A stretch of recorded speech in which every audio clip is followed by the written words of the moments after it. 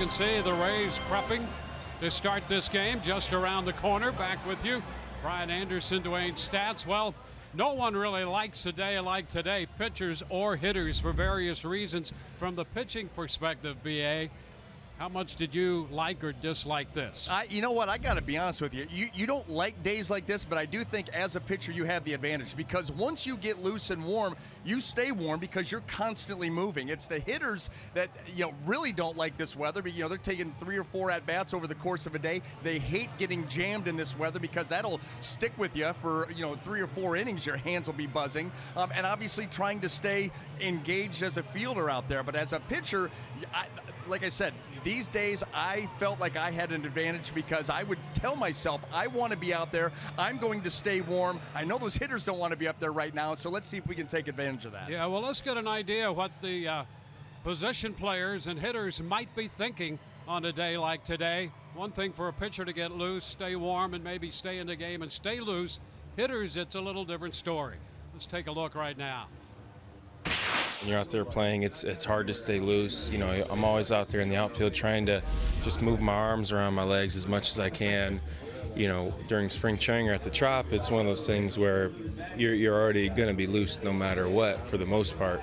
So here it's just trying to stay loose any way you can, and gripping the bat becomes a little tougher because your fingers are cold and you're not getting a whole lot of circulation through there. So it's one of those things. I mean, the other side has to deal with it as well, but definitely not the most ideal conditions. But it's April up here in the Northeast, so you can't really expect a whole lot. You hope to get lucky and try to play here when it's 50 or 60 degrees, but this is how it is this time of the year. So yeah, it's definitely not ideal, but like I said, you got to go out there and get ready to play no matter what.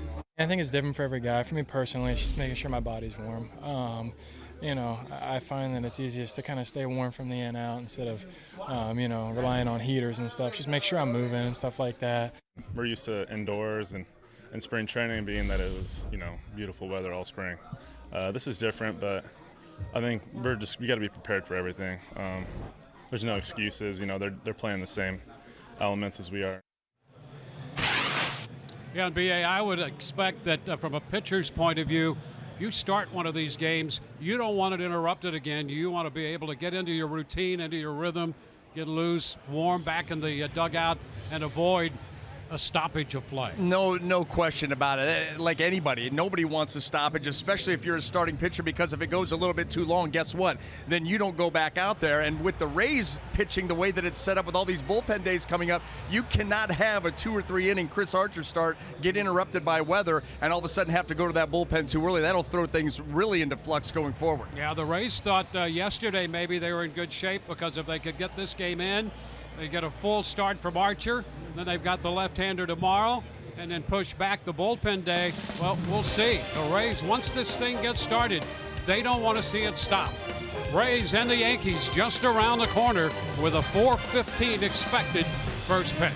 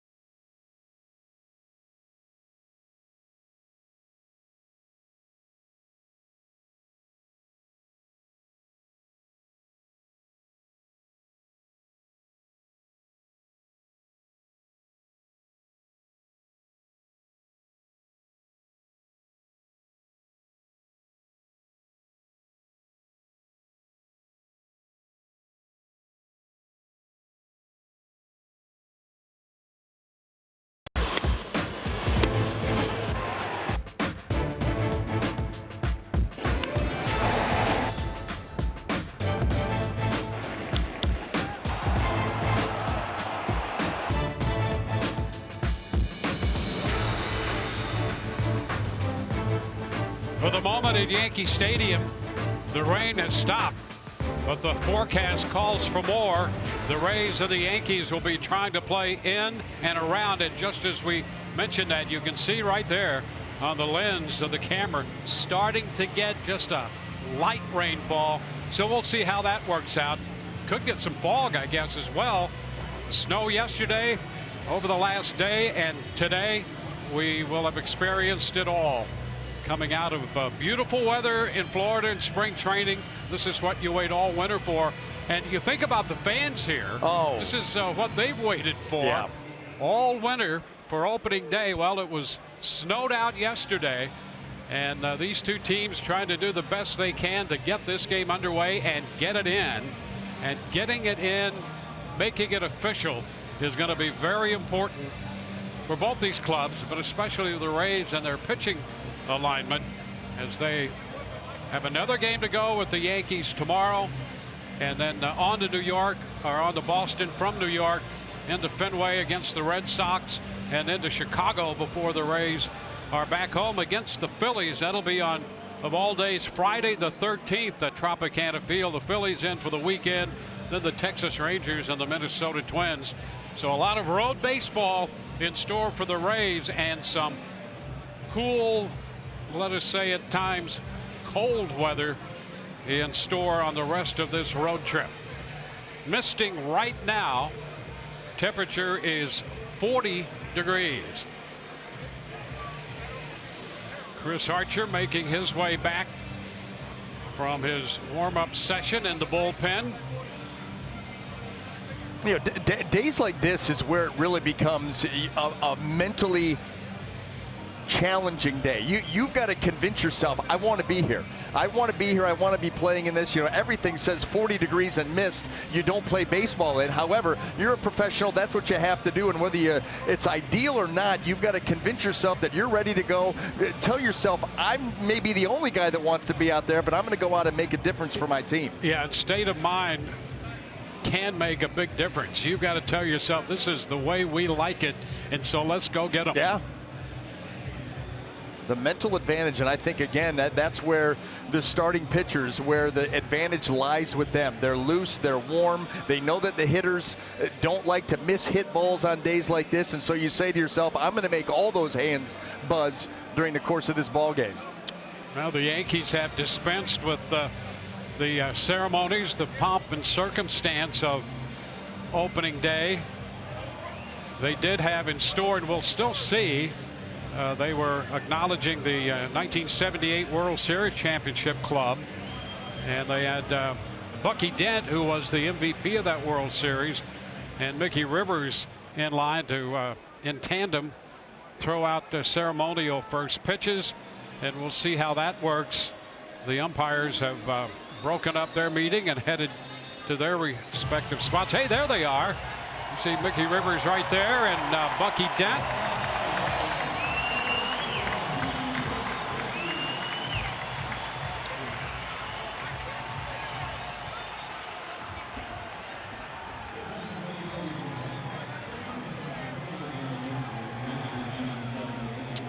So they're all set. The righty-lefty combo throwing out the first pitch. Bucky Dent, Mickey Rivers, and we're one step closer to playing baseball here at Yankee Stadium. Let's take a quick look at the Rays lineup presented by your Southern Ford dealers. Matt Duffy's going to lead off at third, followed by Kevin Kiermaier in right field.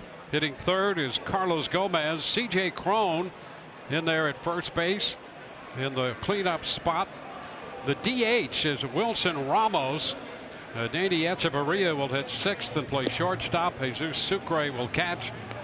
Daniel Robertson at second base hits eighth. And Rob Refsnyder will be the number 9 hitter for the Rays, and he will be in left field. Well, Jordan Montgomery making his 2018 debut and coming off a very, very strong rookie season. As you see, he made 29 starts, won 9 games, ERA 3.88 in 155 and a third innings of work, and coming down the stretch was very impressive. His last 3 starts of the season, Baltimore, the Rays, and the Blue Jays, he gave up 2 earned runs in 17 and a third inning. So finished out strong, had a nice spring, and here he is ready to make his 2018 first start of the season. Let's take a look at the Yankee defense, see how that's going to line up behind him here this afternoon. Brought to you by Golden Diamond Source, and in that outfield left to right, you have Giancarlo Stanton, Brett Gardner, and Aaron Judge. Across the infield, third to first, Brandon Drury, Didi Gregorius, Tyler Wade, and Neil Walker, with Gary Sanchez back behind the plate. We're going to start this ball game. Giancarlo Stanton out there in left field.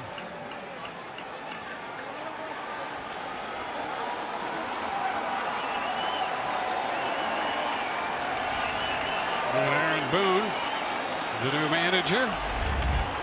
This is club off to a 2-2 start. Jordan Montgomery set to go. Matt Duffy steps in. And the first pitch of this game is inside, ball one, popping away from Sanchez. Well, this game getting started, not on time, but the fact that it's getting started at all is a very big development here. 20 past 4 o'clock. Fly ball lifted into shallow left. Gregorius out from short. And makes the catch in front of Stanton. One away. Well, Jordan Montgomery getting Matt Duffy right there to reach.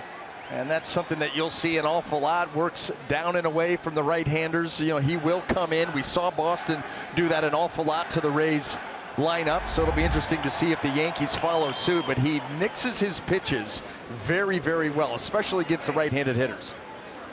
There's Kevin Kiermaier. Kevin had 5 at-bats a year ago against this lefty, was 2 for 5, struck out 3 times against him and had 2 hits.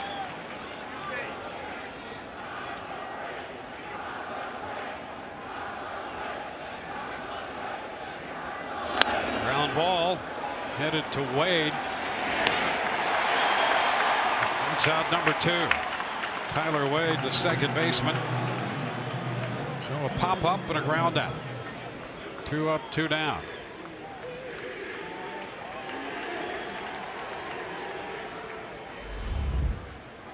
Carlos Gomez.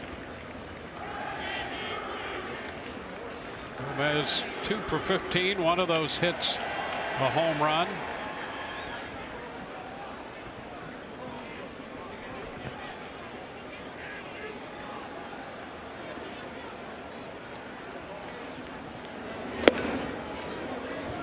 Pitch is upstairs.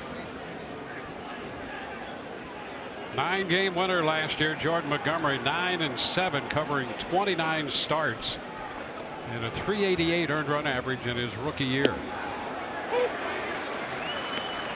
Mark Ripperter, the plate umpire, says that's a strike.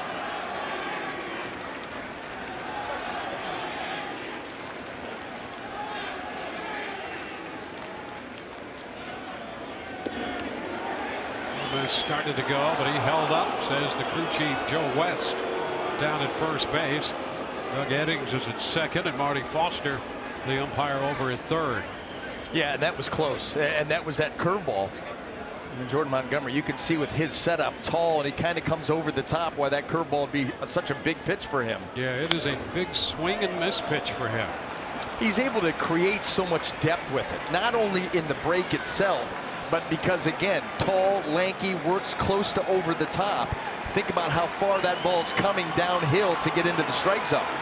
And you mix that in with a changeup, which he likes actually more than the curveball. You got a chance to put something together here. And a cut and a miss. So Gomez strikes out. 1, 2, 3. Go the Rays. We'll go to the bottom of the first with Gardner, Judge, and Stanton due up.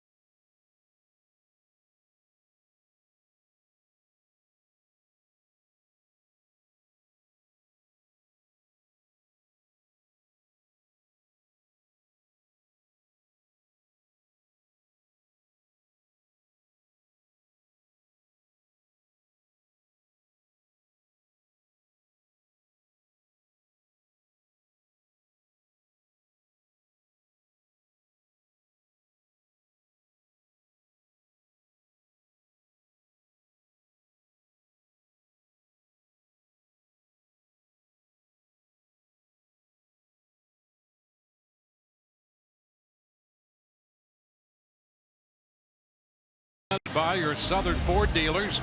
Brett Gardner is going to lead off, followed by Aaron Judge, and then Giancarlo Stanton.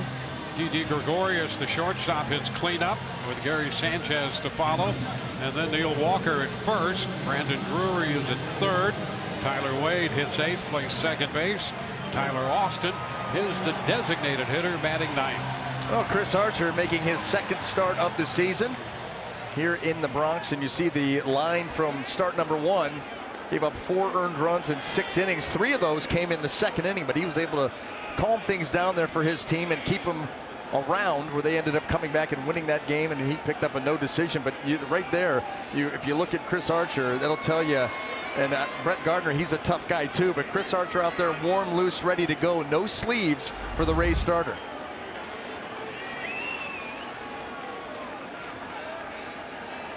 Here's the first pitch from Archer. Fastball upstairs. Yeah, you know what's interesting about that pitch right there? His last 3 warm-up pitches were all fastballs, all well up and out of the zone. There you go. That's a strike. He gets that one down with a little more pop on it. 1-1. That's something that throughout his career has, from time to time, been present, trying to get that pitch down. Especially early, you know, that first inning. A little tap.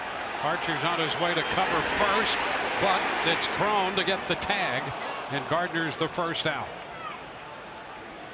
You know, Brett Gardner off to a slow start here for the Yankees, and he's trying like crazy to get by and get below C.J. Crone and the tag. Ball hit off the end of the bat, but Crone does a nice job of fielding and reaching out and making that tag before he gets to the bag.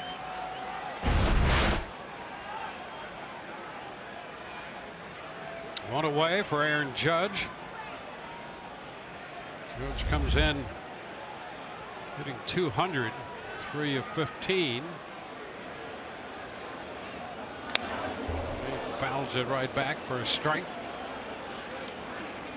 Well, he didn't waste any time challenging Aaron Judge with a fastball out over the plate where he can get his arms extended. These are the matchups that you love to watch. Power versus power. Judge with 1 extra base hit. That was a double among the 3 hits. 1-1. He is 1 of 9 against Archer with 5 strikeouts.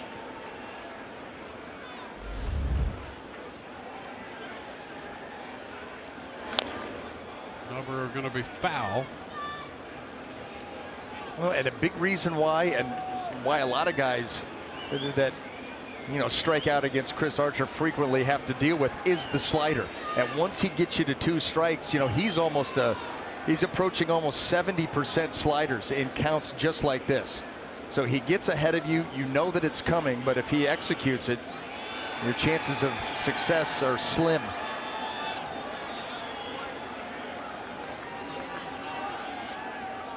And he gets him. Came back with a fastball.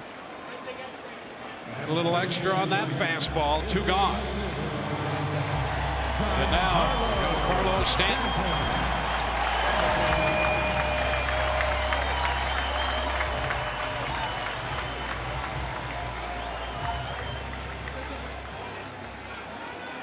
Stanton 4 for 14 on their opening road trip with 2 home runs. He wasted a little time in getting into the home run column. Of all those strikes,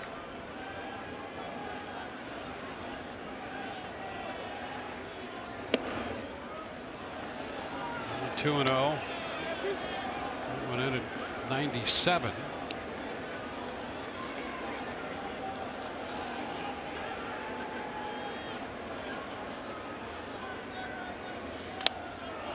Fly ball up the right side, foul.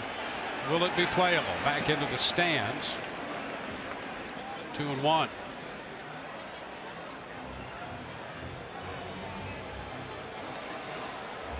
Well, you can see with Stanton's setup, very closed stance.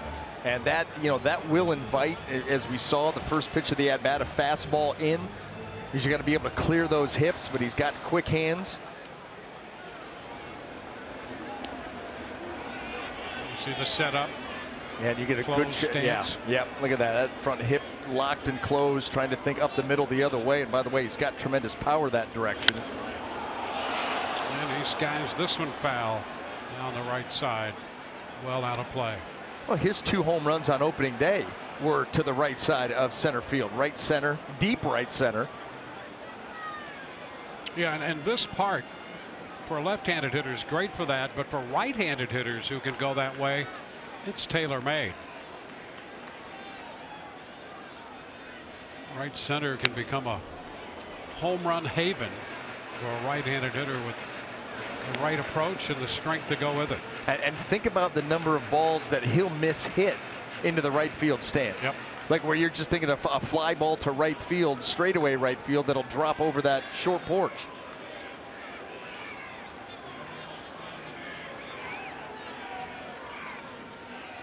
And a cut and a miss, and it's a 1-2-3 inning for Archer. 2 strikeouts in the process. You got Stanton on the slider. So we go to the second. Rays and the Yankees are scoreless.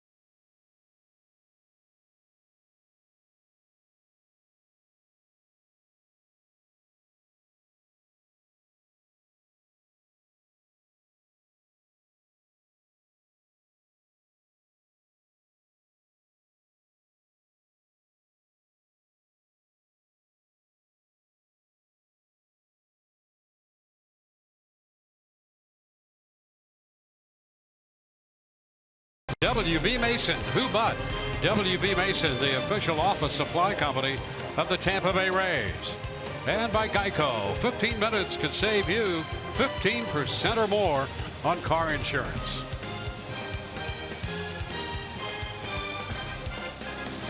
Rays and the Yankees underway.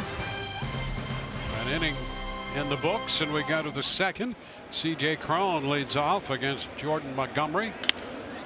Right back into center. Gardner coming in, and he makes the catch. 1 pitch, 1 away.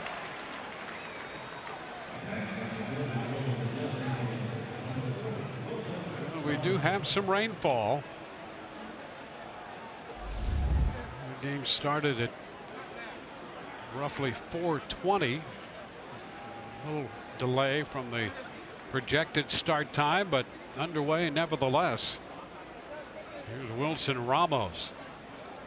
Rays employing both catchers in the lineup today. Ramos as the DH. And a breaking ball in there for a strike. Well, you go down and you start looking at matchups and your hitters and how they match up against Jordan Montgomery. And of course, you know, Sucre is going to get the opportunity to catch Chris Archer. But you don't see that very often. You know, usually you protect that position and keep one of them out of there. But Kevin Cash rolling the dice here this afternoon. Tapper foul. Ramos just 4 at-bats against Montgomery last year after Ramos got back active, and he was 2 for 4 against him.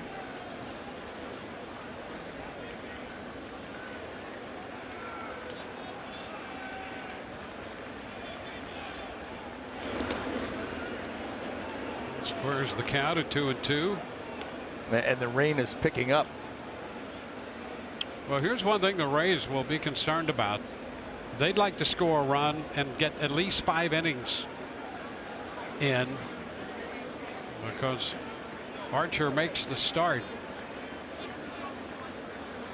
And if this game would, for some reason, be called before it was official, then the Rays essentially will have wasted an Archer start. So they're certainly hoping that the rain will hold off and they can get Archer to pitch deep into the game. But the only thing worse than that would be steady rain. Okay, rain delay after 2 or 3 innings for an hour and a half. Archer can't come back out. They start again, and now you've got to burn into that bullpen with 2 more bullpen days lurking in the next few days. That's exactly the point of all that, and the Rays hopeful they can beat the weather a little bit. Nice pickup by Gregorius on the sharply hit ball, and once he made the pickup, he had time with Ramos going down the line. That was sharply hit. Gregorius, an impressive pickup. Well, it certainly was, and deep into the hole it's short, and a very strong throw. That ball well struck. Now get up, very little on the step, and that throw is on the money. Head high.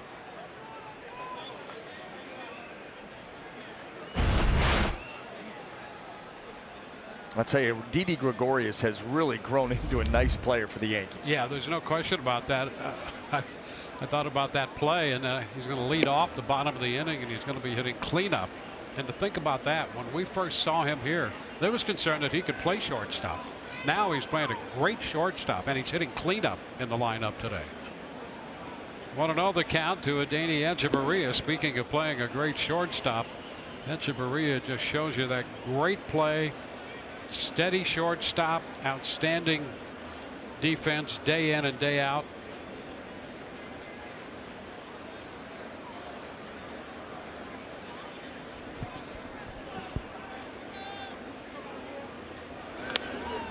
Hopper, this is Drury into foul territory at third. A 1-2-3 second. Through an inning and a half. The Rays nothing, New York nothing, with Gregorius coming in to hit.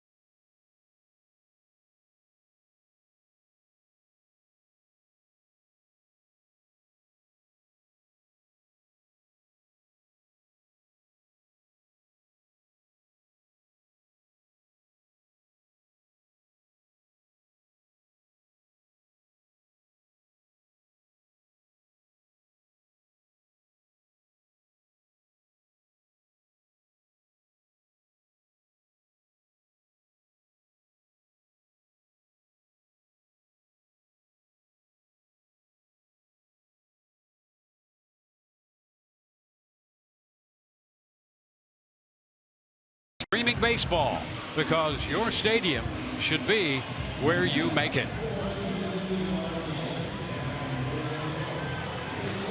Today the Rays and the Yankees play at Yankee Stadium. The ponchos out, the umbrellas in full force. As the rain falls, we move into the bottom of inning 2. Gregorius leads it off. He'll be followed by Gary Sanchez and Neil Walker. 1-2-3 first for Archer. 13 pitches and a couple strikeouts along the way in the first. And here is Gregorius. Gregorius, 8 out of 26 in his career. A couple doubles and 5 strikeouts against Chris Archer.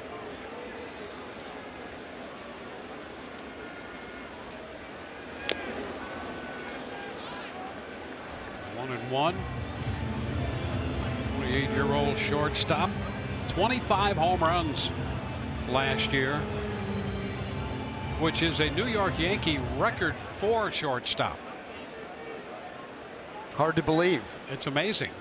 He followed Derek Jeter in here and has eclipsed him in that home run mark as a shortstop in this Yankee team.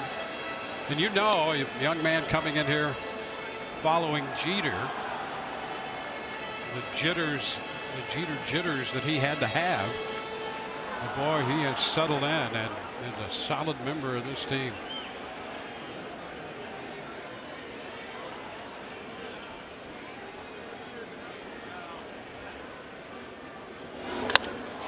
Liner back into right field. One hop and to the wall. Gomez will play the carom, and the throwback's not going to be in time. A leadoff double for Gregorius. And what was interesting about that entire sequence is Wilson Ramos wanted to go to the slider. We know Chris Archer loves that slider against righties and lefties with 2 strikes. Ramos wanted the slider, or excuse me, Sucre wanted the slider, but Chris Archer wanted the fastball up. Didn't get up. That ball stayed about thigh high, and it was on the middle half. And Gregorius was quick enough to get to it and get it out there for an extra base hit. And the Yankees have the first scoring opportunity in this game.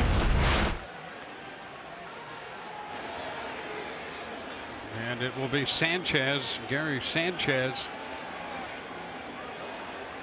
at the plate.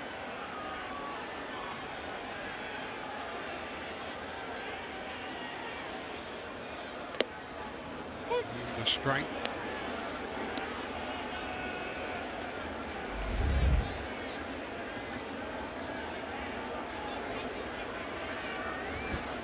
Sanchez 1 for 14 with a run batted in. 33 home runs a year ago. Well, that led all catchers in that category, and you mentioned his season numbers. Been a number of these guys in this lineup that the Yankees are counting on heavily. Sanchez being one, Brett Gardner, Aaron Judge, that have gotten off to some slow starts. Well, we talk about the addition of Stanton along with Aaron Judge breaking in last year with such an unbelievable rookie year, and Sanchez, who they thought would give them a lot of power, certainly has. Toward the left field line, that's Echeverria out there to make the catch. And he's a guy who, when he hits him, His average home run last year was over 413 feet. That's a huge number. That is unbelievable. That really is. I guess a strong man creating a lot of backspin, but that is an impressive number. Wow. Neil Walker. Walker was one of those guys who was out there for a long time this winter, and the Yankees finally brought him in. He was playing first base today. And he takes a strike. Greg Bird out with foot surgery. I'm figuring he'll be gone 6 to 8 weeks. Well, Neil Walker, he's a career .272 hitter, good on base percentage. will supply a little bit of power, not a ton, but enough. And it may be, you know, helped by playing in this ballpark, being a left-handed hitter.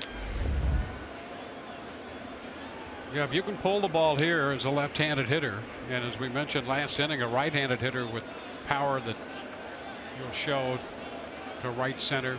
This is a great park to tabulate home runs. 2-1 now.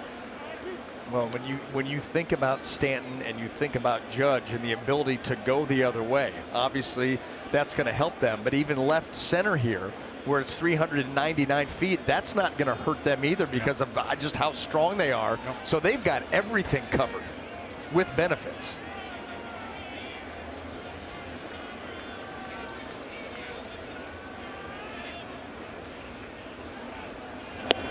That's a strike. And it's now 2-2.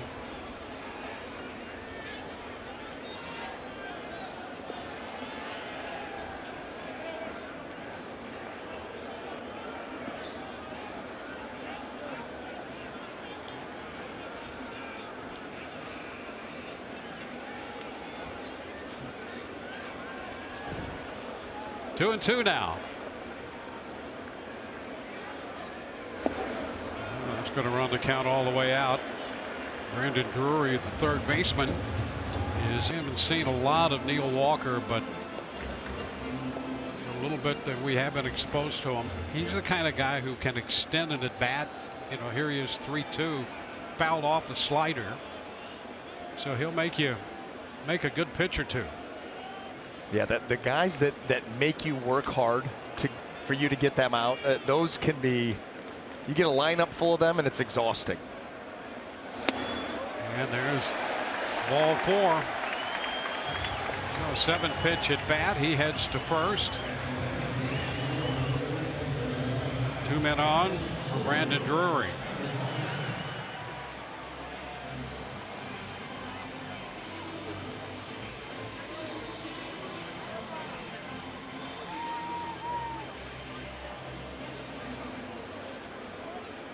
Drury with a home run. He hit that in Toronto in their loss Sunday off Stroman.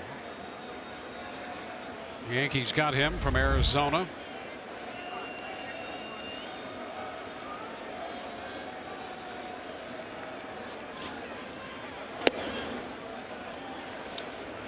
Low and outside.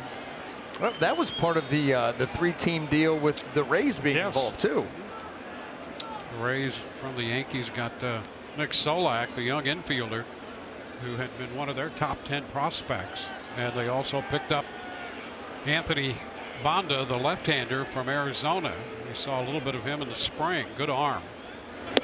Cut and a miss. 1-1. I know the Yankees very happy to get Brandon Drury, and he's been off to a nice start as we saw his season numbers, and there are all the particulars of that particular deal.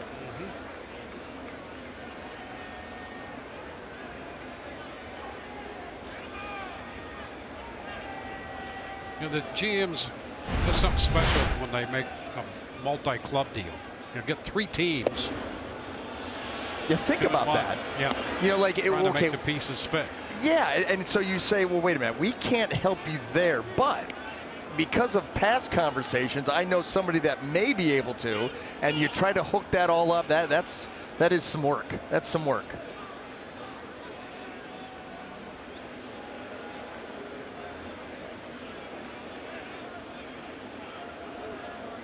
Two and one now. 3 balls and a strike. I'll tell you what, Brandon Drury, for not having a history against Chris Archer, has taken some very good pitches. That last slider he takes, that fastball right there is just below the zone. A lot of young hitters are going to be super aggressive on that pitch, and yet he shows some restraint and now has a very good count to work with. You know, I think that has so much to do with video and scouting, and you know you're going to face a guy. And then you've got to go up there and do it. Yeah. You go up there with a mindset, having seen that so much, That's just indicative of doing his homework. That's that solid, veteran-like approach. That's what the Yankees like so much about Brandon Drury. He's going to get a chance to shine here with this team. Yeah, you never go wrong doing your homework.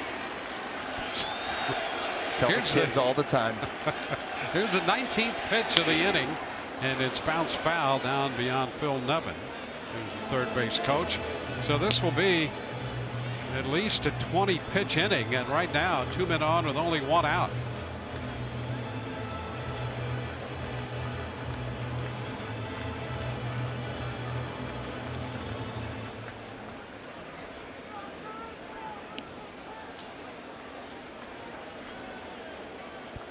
A double and a walk. First and second.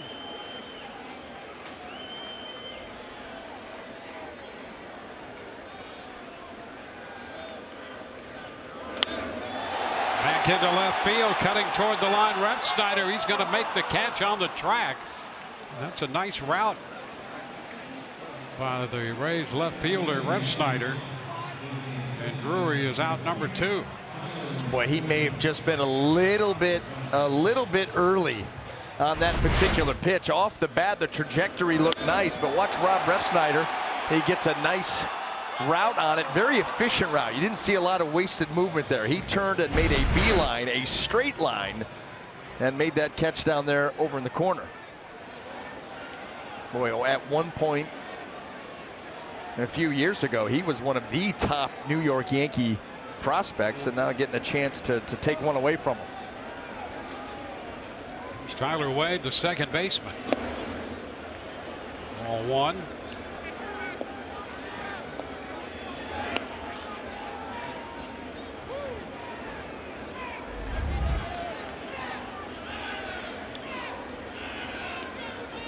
One ball, no strikes.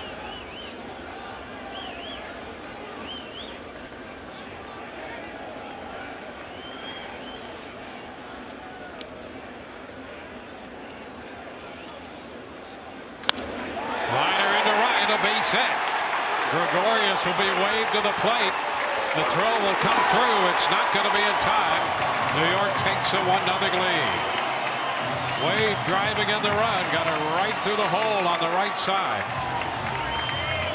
So the leadoff double comes back to hurt Archer and the Rays. Walker stops at second on the RBI single by Wade. Well, it was just a pitch that was out over the plate, and Tyler Wade put a very good swing on it. You're going to see it right here. That looked like it might have been a changeup too. Stayed up, stayed flat, and that ball got hit hard out into right field. And with 2 outs, the Yankees get that first run. Kyle Snyder spending some time with Archer, who's over 20 pitches now in this inning.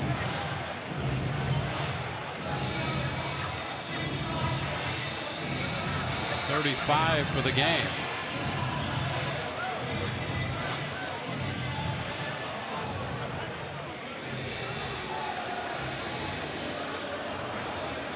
Yeah.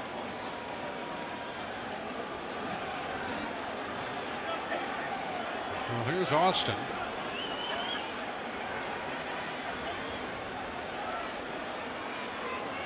Tyler Austin hitting 9th and takes a big cut. Strike 1.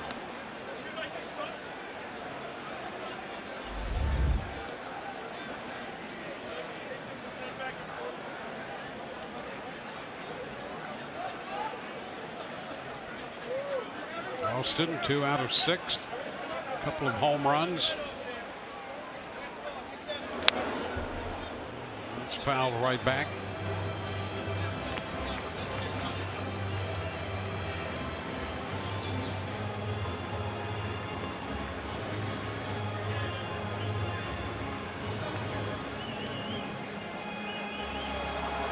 A 2-run home run in their Saturday loss to Toronto. Also hit a solo home run in that game.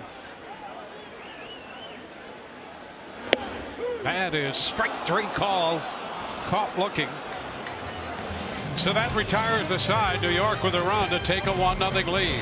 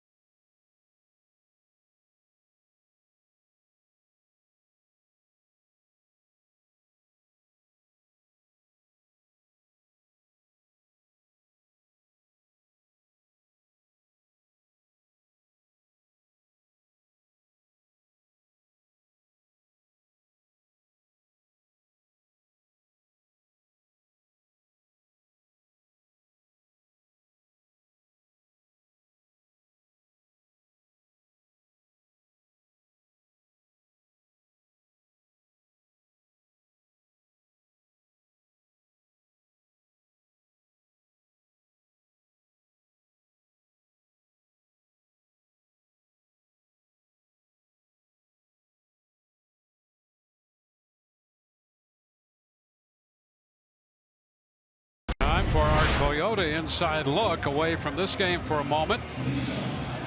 Boy, a big week for Justin Smoak, including that series against the Yankees and a dramatic couple of home runs and 8 runs batted in. Adam Eaton over in the National League, a big week, 8 of 13. But here's that home run for Smoak when they decided not to pitch to Donaldson, and Robertson gave up the home run to Smoak. And I think that was on a 2-0 count, and I want to take this opportunity publicly to apologize to the truck, to Gary, to Joe, to Johnny, and Kevin. You know, they told me that Justin Smoak was the pick to click in that series, and I told them that they, you know, that's why they were in the truck, because they don't have a clue, and you know, it's time to eat crow. So sorry, fellas. Takes a big man. Takes a big man to admit when he's wrong, Dwayne. I am not a big man. It's one of my favorite movie lines. Well, the Rays down, facing the lefty Montgomery.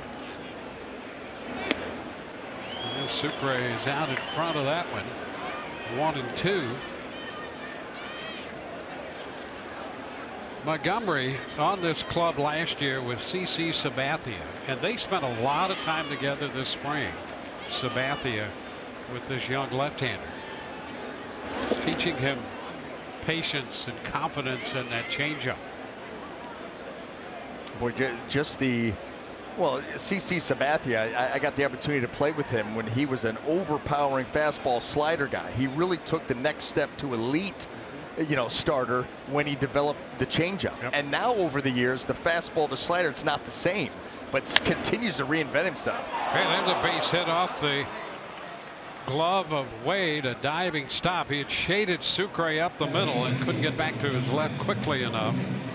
The Rays put the leadoff man on, picking up their first hit. You see where he is shading up the middle. That ball, a little bit of tailing action on it, and it just skips off the end of the glove.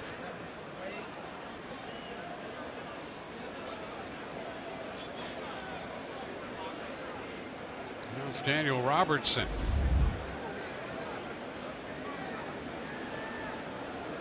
Robertson last year a little over 200 with 5 home runs. And he takes strike 1. Well, there was the changeup, and that was a pitch that Jordan Montgomery has gone out and said that he loves that pitch, but didn't have a real good feel for it all of last season. And that's a tough way to pitch when your favorite, one of your favorite pitches, you just can never get consistent with it. And he came out of spring training feeling that he could throw that pitch anytime he wanted. In any count, he was that confident in it. Boy, I mean, you talk about coming out of spring training feeling like that. You've had a great spring. Yeah. When you think about, you know, not going to overpower you with the fastball, but he can locate the fastball well, and he does have that swing and miss curveball to go with that changeup. All of a sudden, he's got some weapons to really keep you off balance.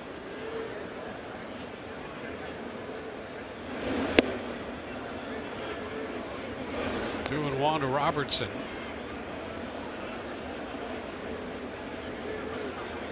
Well, Robertson dividing time at second base with Joey Wendell.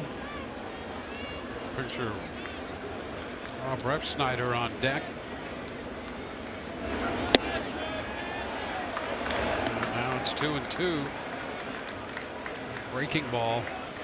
And Daniel Robertson taking that slow walk out of the box because he was fooled on that pitch. You could tell by the swing. Not an aggressive swing at all, almost an emergency hack in a 2-1 count. So he clearly was looking for something else.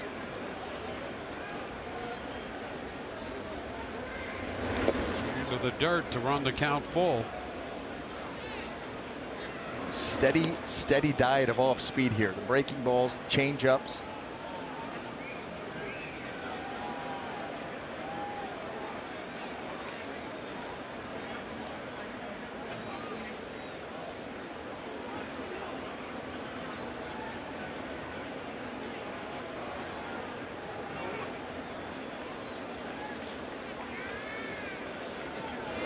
3-2, popped up. It's a foul ball. Walker's after it from first base. It's going to be out of play.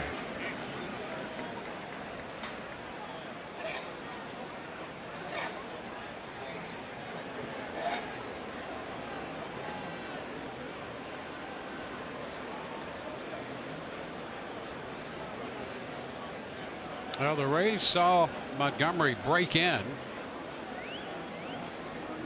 just a little bit under a year ago, last April. And he came away with an 8-4 win. So a little bit of that one. And he stays with, the changeup fouled it off. That breaking ball right there, staying away from the heater here against Daniel Robertson. And if there was ever a time to think about going with one, this would be it. You've slowed him down the entire at bat.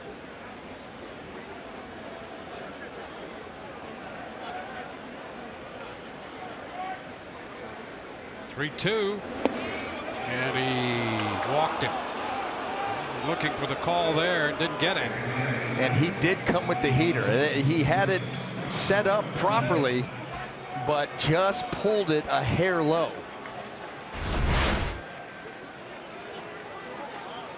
And boy, it was just a hair low. So the first 2 men aboard, Sucre up to second and Robertson at first for Rob Refsnyder. When you talk about run creation, these are the innings that you must take advantage of. The bottom of your order, leadoff base hit, and then a well-worked walk. Nobody out. Got to make this count.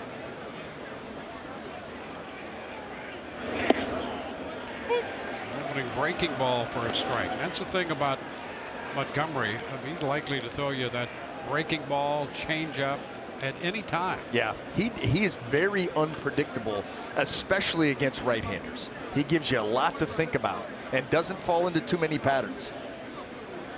What a great opportunity for the Rays after the Yankees have grabbed a 1-0 lead.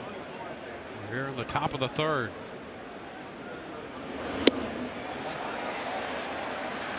Boy, that's pitching. Think about this inning. I mean, just think about the last 2 at-bats. He did come with the fastball. We actually thought he might in that particular spot, but outside of that, it has been breaking ball, changeup, back and forth, slowing these guys down.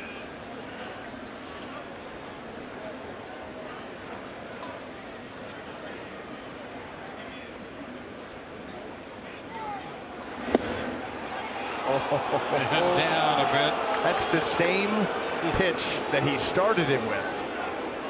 And that one does not get called. And that's what drives you crazy as a pitcher. Listen, I just threw one there. It's the same spot.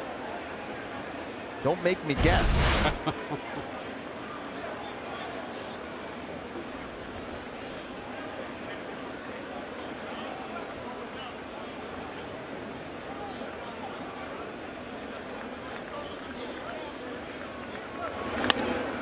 Foul just outside of third base.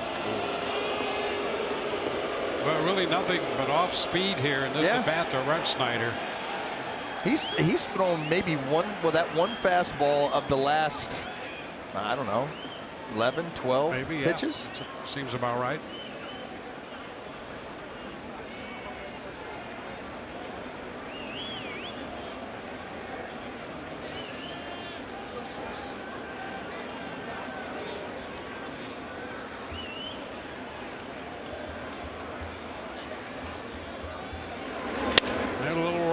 To the right side, out at second, and that's the one they're going to get, and nothing more.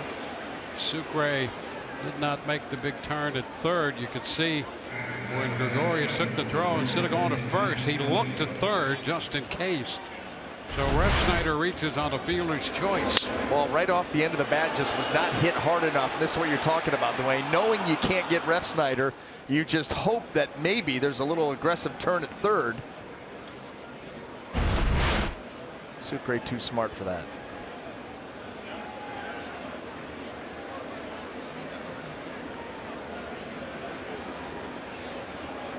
Here's Matt Duffy. Duffy Pop to the shortstop his first time.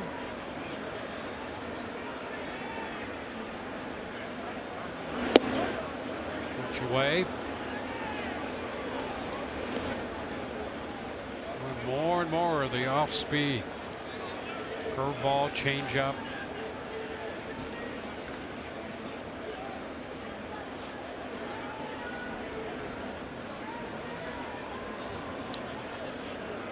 He's down by a run with men on the corners.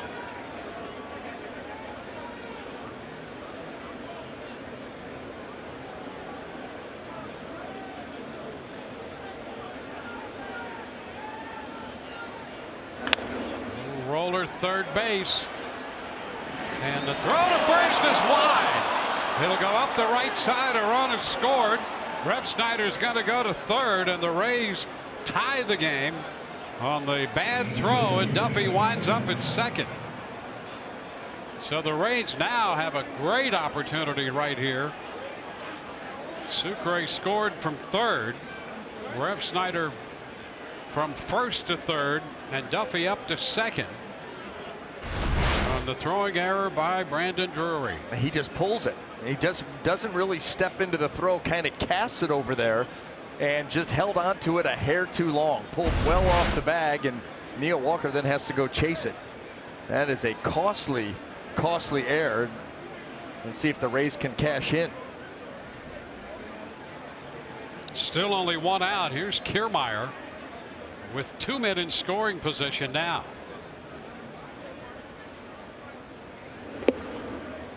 And he takes it low. 1-0. So an error charge to Brandon Drury. I'm going to imagine a run batted in for Duffy because the runner was going to score even if they make the out at first.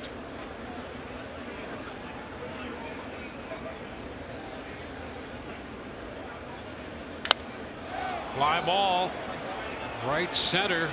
Gardner's there to make the catch. Tagged by Rep Snyder. Throwing coming to the plate. He is out at the plate. Rep Snyder trying to make his way to the plate, and Gardner throws him out. See what the Rays want to do about taking another look at that play. Cass says forget about it. So Kiermaier with a fly ball to center, but just not deep enough. And Gardner makes a throw to the plate to prevent the run from scoring. We're tied at 1.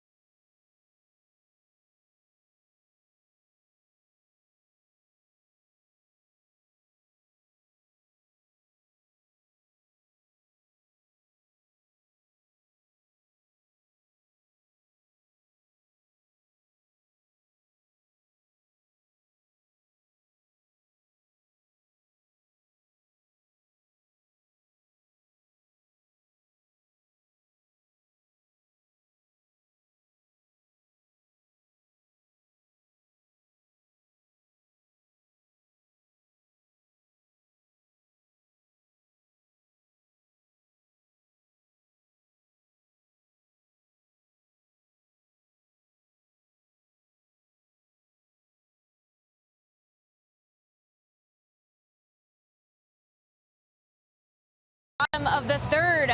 Well, it is no secret how talented Adeiny Echeverria is defensively. In fact, he has the longest streak of errorless games in franchise history by a shortstop with 55 games. And I spoke with a couple of the guys, and every single one of them said they were not surprised at all by that statistic. And some of the pitchers said to me, any ball hit in his direction will be caught. Kevin Kiermaier said, if there's 2 outs, we all start running to the dugout because we are that confident in his defense. Dwayne? Well, and with good reason.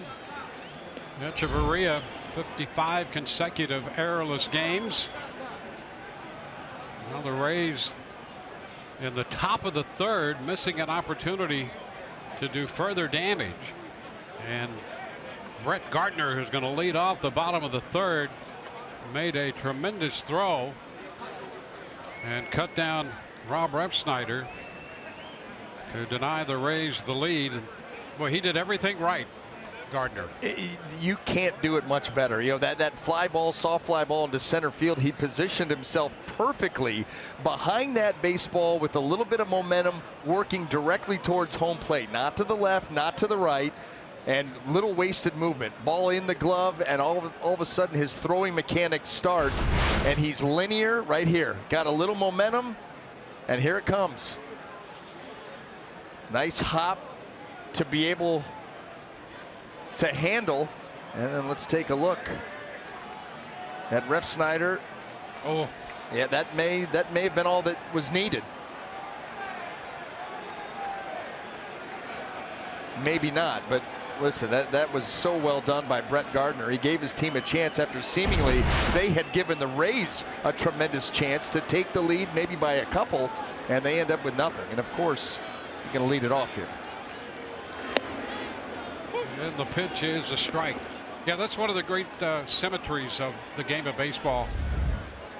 You make a great play defensively, you automatically get the lead off the next inning. How often does that happen? It's often enough that you talk about it a lot. And look at a that. base hit, he slaps it right through the middle. And Gardner aboard. You know what? I think that was another changeup. So now, changeups early in this ball game not nearly as effective. He hung one to Tyler Wade, who drove in the Yankee run with the base hit to right field. That looked like a changeup right there that Brett Gardner does a great job of staying on and staying up the middle with. Yeah, it's really interesting that the ironic thing out of that, here's Gardner up in the leadoff spot, and he's hit all over the place, but leadoff. And one of the reasons they want him to hit leadoff, they think he'll get more fastballs. For that time, the changeup, and he just slapped it right back through the middle. Now here's Aaron Judge.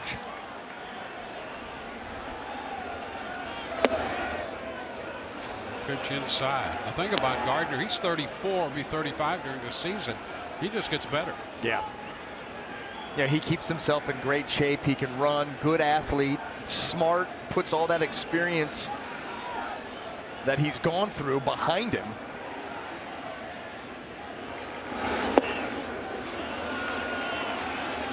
Archer behind Judge. 2-0. Understands the game, understands, you know, how pitchers are going to attack him, and how these guys hitting right after him are going to affect how they attack him.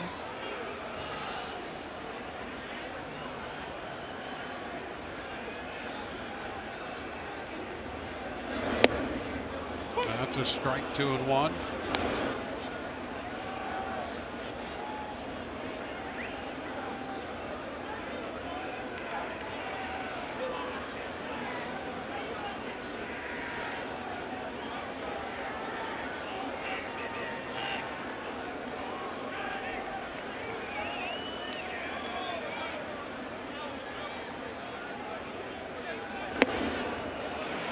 Close. Now 3 balls and a strike. Archer missing with the fastball. Archer had an extended second inning when he was touched for the run. 25 pitches in that one. Out of the stretch here with a man at first and nobody out, and 3-1 on Judge.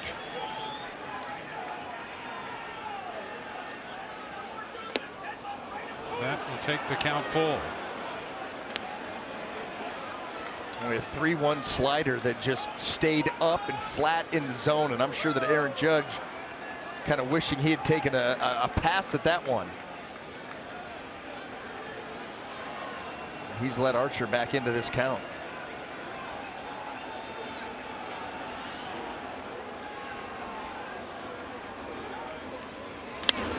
Liner into center. Rev Snyder coming over from left. Throw toward third, cut off by Echeverria. Gardner advances to third on the base hit by Judge. And the Yankees come right back in the bottom of the third, putting up a major threat.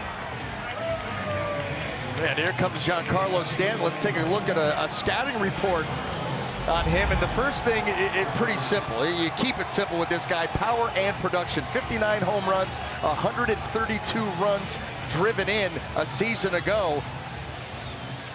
But you're not in South Florida anymore. And when you think about the numbers that he put up, the scrutiny down there, not nearly the same. It's not like he's under the radar with those types of numbers, but he's also not in New York City playing for the New York Yankees. So it'll be interesting to see when the inevitable slump comes, how will you handle that in this market?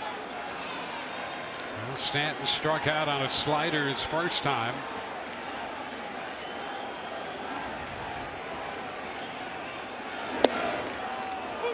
Pitch is strike one. If you could make that pitch whenever you wanted, I don't know if Stanton would ever get another hit. That ball had to look like it was a mile away from him and get called a strike. Kneecaps on the outside corner, a perfect fastball. And the cut and the miss. Now doing a great job of staying down in the zone. That's a nasty slider coming off that fastball, and now he's put himself in position to put him away.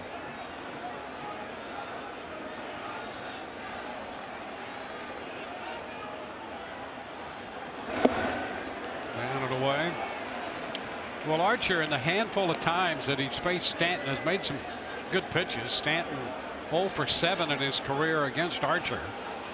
And Archer now in a position here ahead in the count to record a very big out with nobody out in this inning. And you'd like for it to be of the strikeout variety. No move up, nothing. Just put him away and be done with it.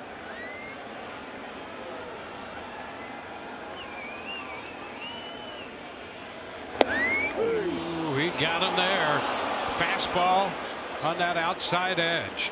So a good job of pitching there from Archer to get the danger as Giancarlo Stanton. I think he got him thinking slider. Comes right back with a fastball right there. Nothing fancy about that, and Stanton knew it. That's the first out in the bottom of the third. Now Gregorius doubled to open the second and scored a run. He's a lifetime .333 hitter against Archer, covering 27 at bats. So he has his work cut out for him, and there's a shot to right. That one is going to get out of here. Home run. Gregorius ready for that one on the first pitch. And it makes it 4-1.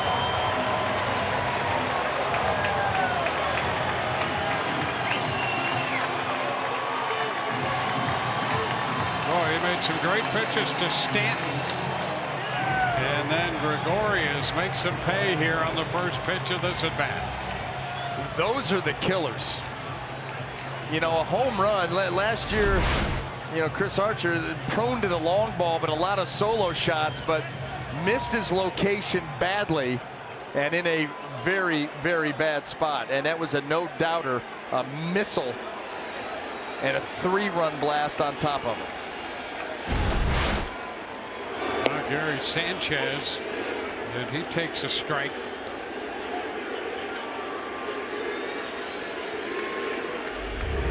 What?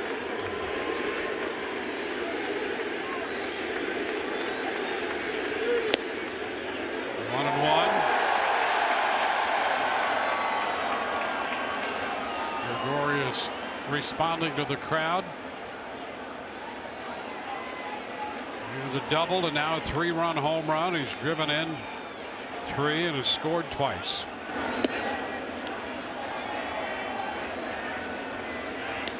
Yeah, you watching the playoffs a season ago, and you talk about him setting the franchise record for homers as a shortstop, and then what he did to Corey Kluber in their first, round division matchup.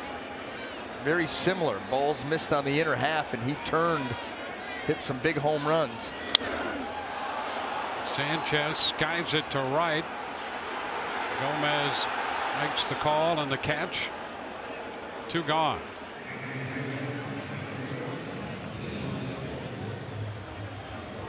Archer touched for the home run. Second home run he's allowed. The other one by Eduardo Nunez was that inside the park home run at Tropicana Field. Well, 2 gone, and here is Neil Walker. And he's going to get that one through the left side. Echeverria was shaded toward the middle and could not get back. Walker's on for the second time. Well, another veteran at bat. A guy that's got some years in this game and worked a walk in his first at bat in an extended AB, and then right there takes advantage of a pitch moving away and just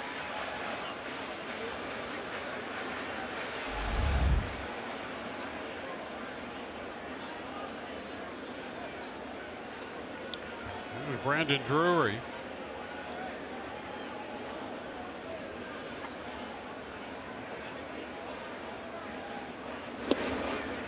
Strike at the knees.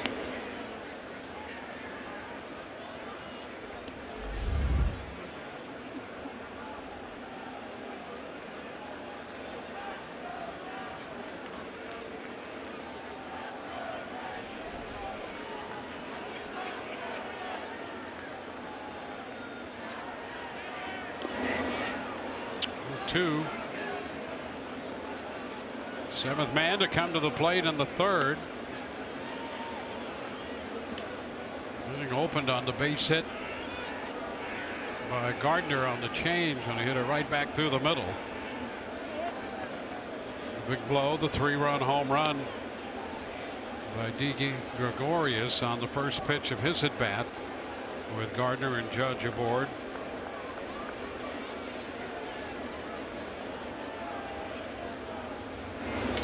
Ground ball shortstop. Echeverria takes it to second for the force. 7 men come to the plate. Didi Gregorius, the big blow, a 3-run blast. And the Yankees have built a 4-1 lead.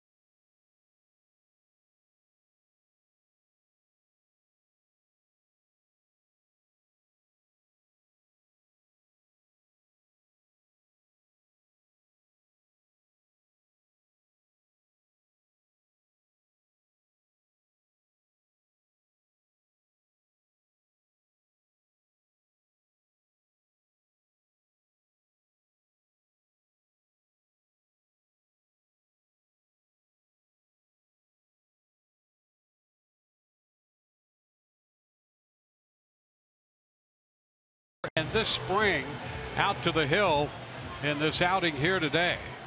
And look at this, that curveball. As you break down the pitch total, 17 curveballs, 11 changeups, 10 fastballs, and 4 sliders in the 42 pitches he's thrown. First pitch to Gomez is a strike, so the curveball and the changeup very big for him.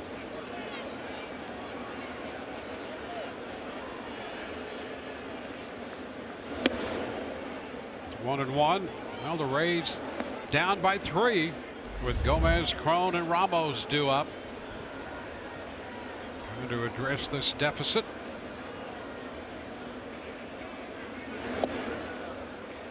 Two and one. One of the Rays, the frustrating part about that third, really a disaster inning for the Rays top and bottom. They scored 1 to tie it, but had a chance on the error to have a big inning.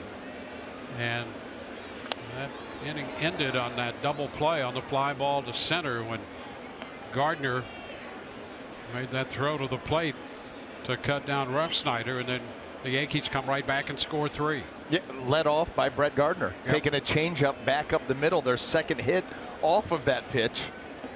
And you get to the point where all of a sudden Gregorius gets a misplaced fastball, and 3 runs later, here you are.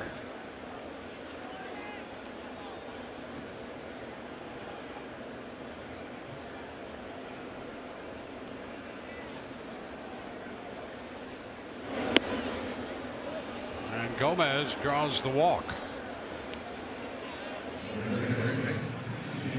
Well, let's see if that's a start for the Rays. Leadoff man aboard.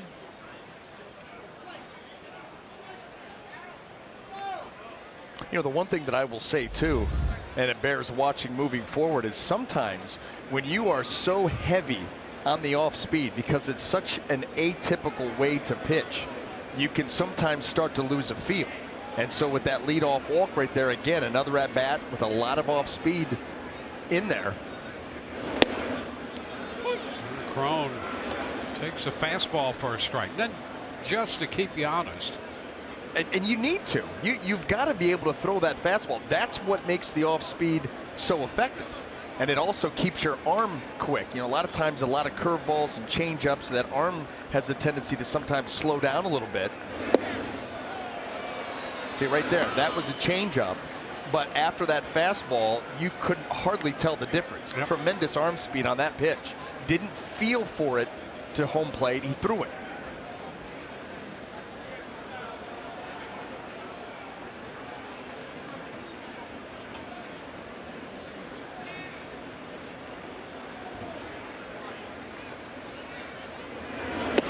And now he has him reaching.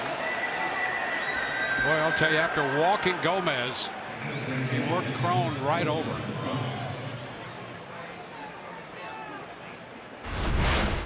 And here you go, 0-2. Go ahead and extend with that changeup, and you get C.J. Crone to follow you that far off.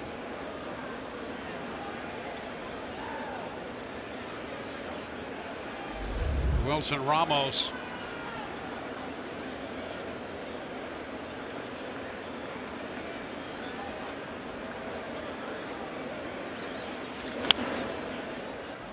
Foul down toward the end of the dugout.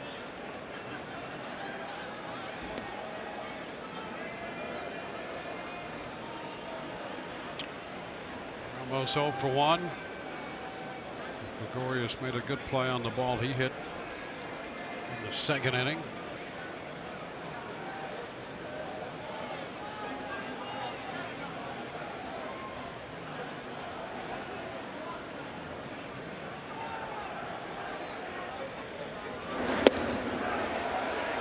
And then how about that? That's one of the pitches that we have not seen a ton of today. The slider. A lot of curveballs, changeups. That one almost acting as a cutter.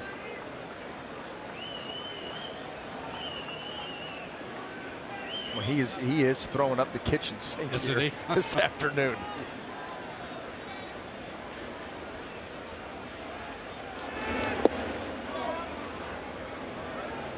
It's a ball, 2 strikes.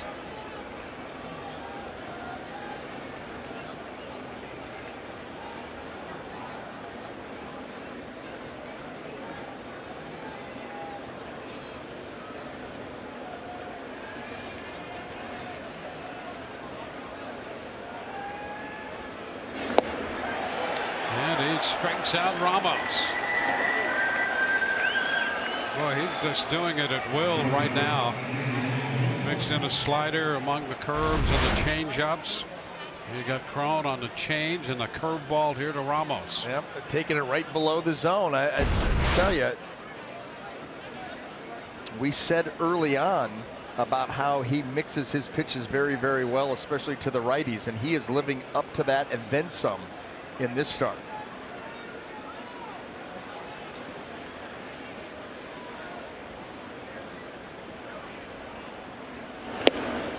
And throws a strike.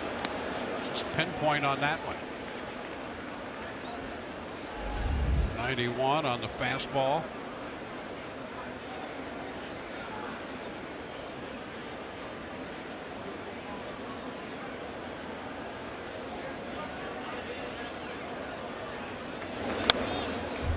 Foul the other way, out of play.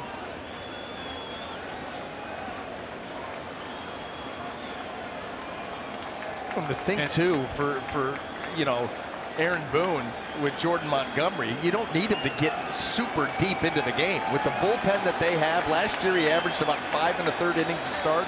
So if he can go out there and just mess around with you, play around with you, get 16, 17, 18 outs, that's a great outing. Pitch is down blocked by Sanchez. And he's just throwing strikes. He's 12 of 15 in first pitch strikes right now. That's a great percentage. My goodness, 80%.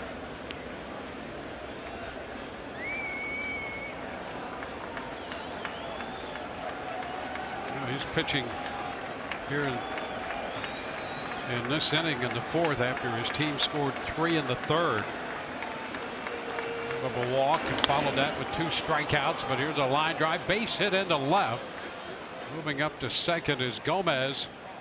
Echeverria picks up a base hit. Somebody finally able to get underneath that curveball, and that's what that was. And Echeverria, you may have had a feeling that's what he was coming with, because that is not a bad pitch at all. You could see that was at the bottom of the zone, maybe below it, and he still was able to get underneath it, get it airborne.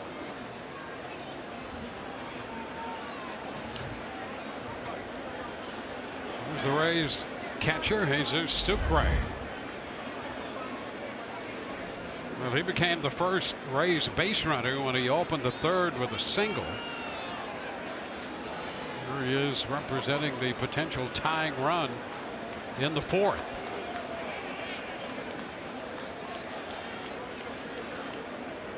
A little piece of that one fouled, strike one. Well, we've seen the full arsenal here in the fourth inning. Starting these guys with change-ups and curveballs. We've seen a slider, fastball, all of it.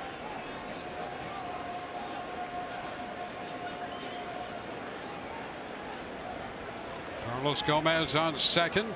Adeiny Echeverria at first.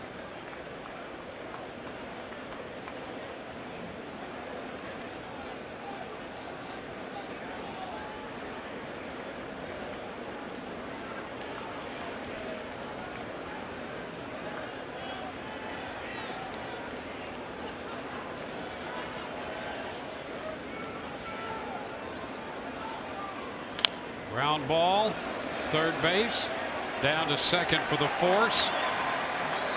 The Rays threaten but do not score. They leave 2 and trail 4-1.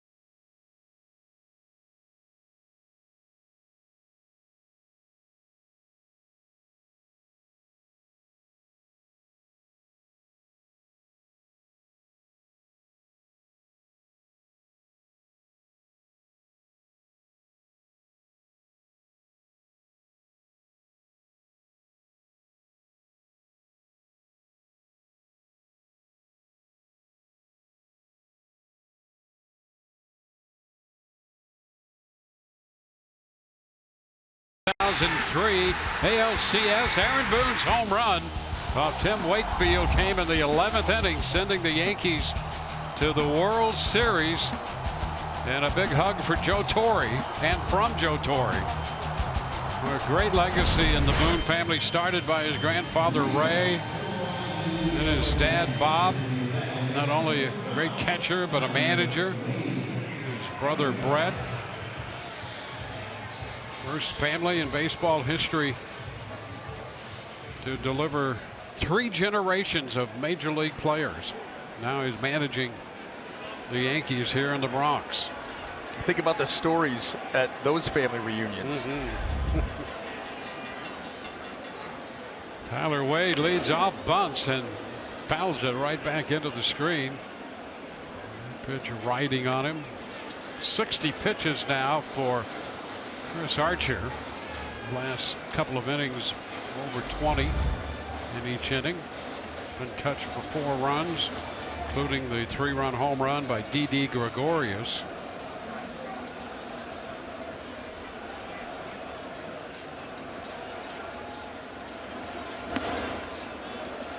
Well, and if you have, you know, the desire here to hang around in this game and to keep this thing manageable, this is a huge inning for Chris Archer. He's had, like you just mentioned, the innings with a lot of pitches, and obviously they scored some runs out from the last time they were up. Now you're dealing with the bottom of the order. You've got to take care of 8, 9, and 1 before you start going through the third time. Yeah, it was Wade who solved him for the first run. That single, the RBI single in the second, scoring Gregorius. Now he's got Wade to lead it off here in the 4th. You want to dispose of this guy and go on to the number 9 hitter. But first things first, here's the number 8 hitter. And now it's a 2-2 count.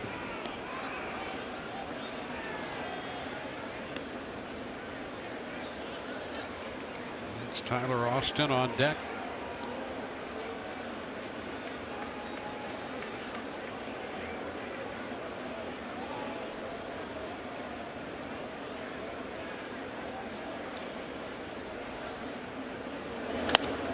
Look out, a hot shot up the right side. Still 2-2.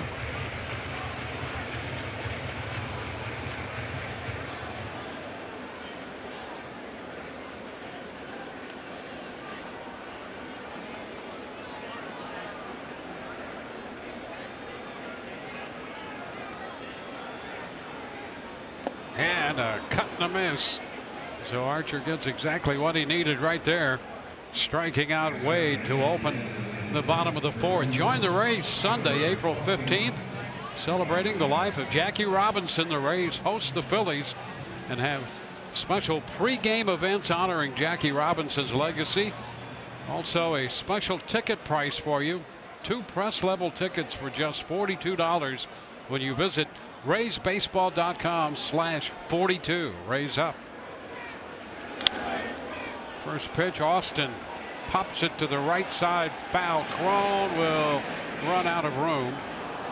Strike 1.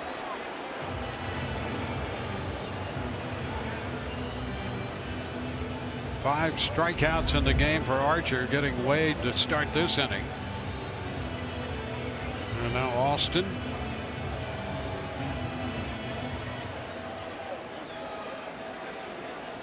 Austin belting his first career home run in his first big league at bat against the Rays back in August of 2016.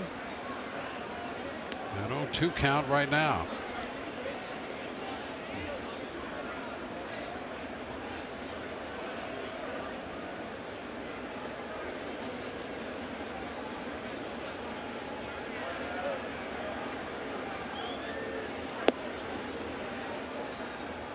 One ball and 2 strikes.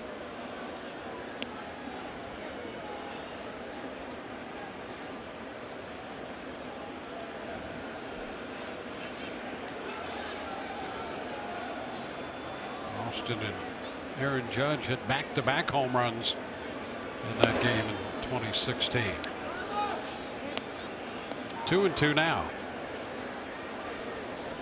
That's when the Yankees were starting that youth movement, bringing some kids up. seeing what they have and to be able to do what they did a season ago, I think exceeding expectations. Came within a hair of the World Series. And I don't think anybody expected them to contend as quickly as they did. And now you think about that core moving forward. Some of the guys they've added, obviously Stanton, but then you think about Drury. That was an under the radar move who they think can contribute here for a long time. Bringing in Neil Walker. That's strikeout number 2 against Austin, and out number 2, the second strikeout of the inning. Overall, strikeout number 6. Another slider, and it was very well placed. Good late action down. So 2 up and 2 down. So far, so good for Archer in this inning, doing exactly what he needed to do with the 8 and 9 hitters. With Brett Gardner now batting 3rd in the inning and doing so with the bases empty. Fastball upstairs out of the zone, 1-0.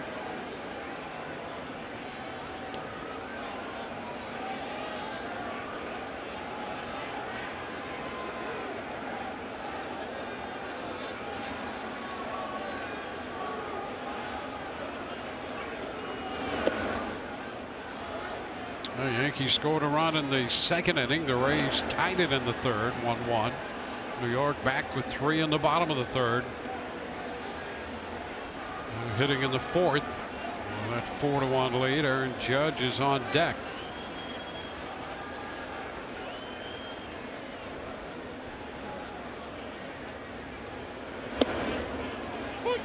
That's strike 1, 2-1.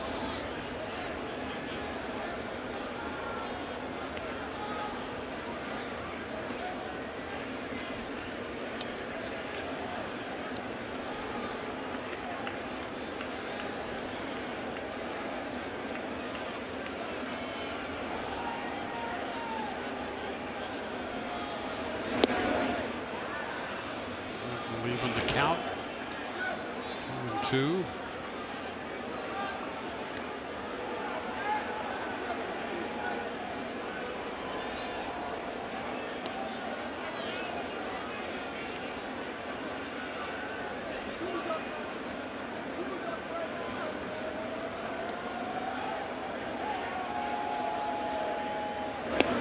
And he got him.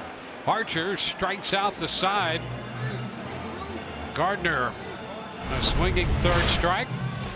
1, 2, 3 go the New York Yankees in the 4th. We go to the 5th. Rays down 4-1.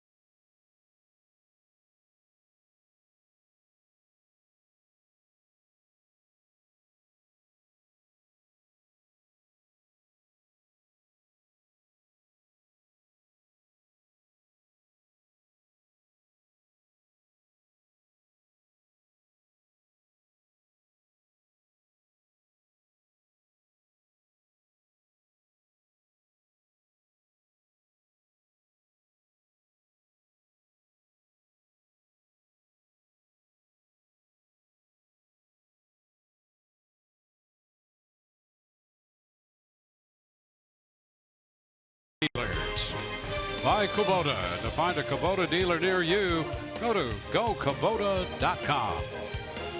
And by your local Ford dealers.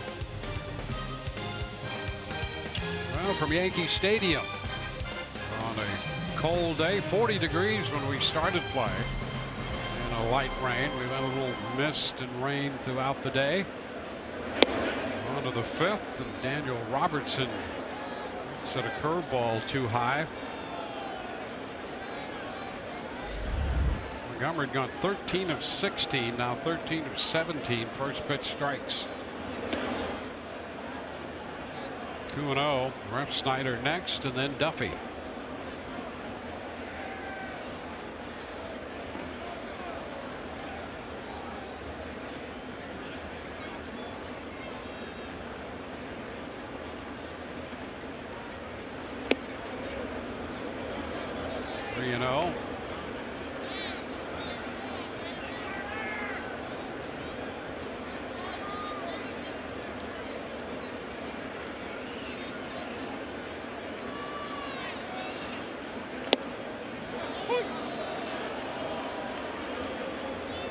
One of the Rays threatened in each of the last 2 innings, managed to score a run in the 3rd, but missed an opportunity for more. Robertson looks at that fastball on the corner end. Full count. Trying to claw his way back. The last thing you'd want to do is a leadoff walk at the bottom of the order. The Rays will take a base runner any way they can get one at this point. And there is ball 4. So Robertson draws the walk. Second time he's done that today. He's drawn both walks allowed by Montgomery. Well, there's the leadoff man aboard. The Rays have done that now in each of the last 3 innings.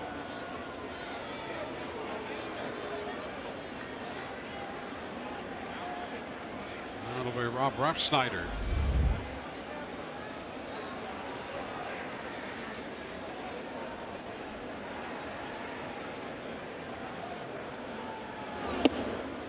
Pitch is low. Well, this goes right at the heart of what the Rays are trying to accomplish this season offensively. Not going to be as reliant on the home run. They just don't have that kind of potential with this lineup. But what they can do is try to create some runs, to move the baseball, to put pressure on the defense. Lead-off walk, here you go. Yeah, in other words, they're going to have to build innings the old-fashioned way. Yeah. We saw them take advantage of some walks and timely hits in their victory over the Red Sox opening day. So that's what they're going to have to do. Have good at bats, smart at bats, and then rely upon the occasional power outburst. And there's a good take for ball 2. Fastball wide, 2-0. Starting to struggle a little bit here with command, with the feel, missing the zone. And you know, these are those opportunities that you've got to take advantage of.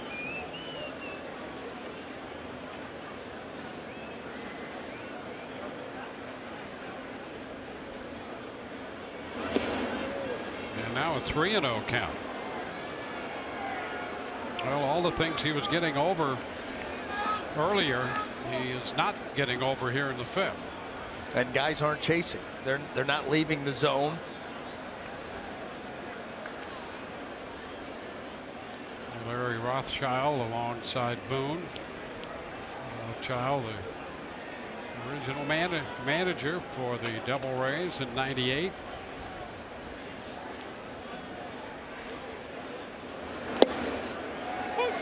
And a strike. Snyder taking all the way. So it's 3-1.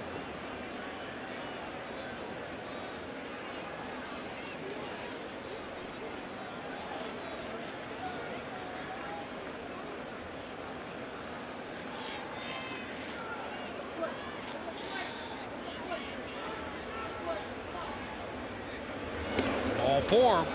Back-to-back walks. to open the inning. And so the Rays with another threat, this time with the top of the order coming up. And Rothschild will head to the mound and pay Montgomery a visit. Speaking of visit a local participating 7-Eleven store and there pick up a Rays discount coupon for Friday, April the 13th against the Phillies. Keep saving with $5 Budweiser and Bud Light drafts exclusively on the Budweiser porch. Ages 21 and over, and please drink responsibly. Joe West, the crew chief there, chatting it up with Ozzie Timmons, the Rays first base coach, and Rob Snyder.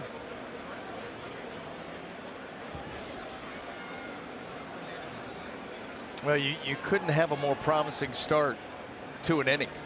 I mean, it's as if Jordan Montgomery walked out there and just said, hey, you know what, first two guys just go out on the base paths.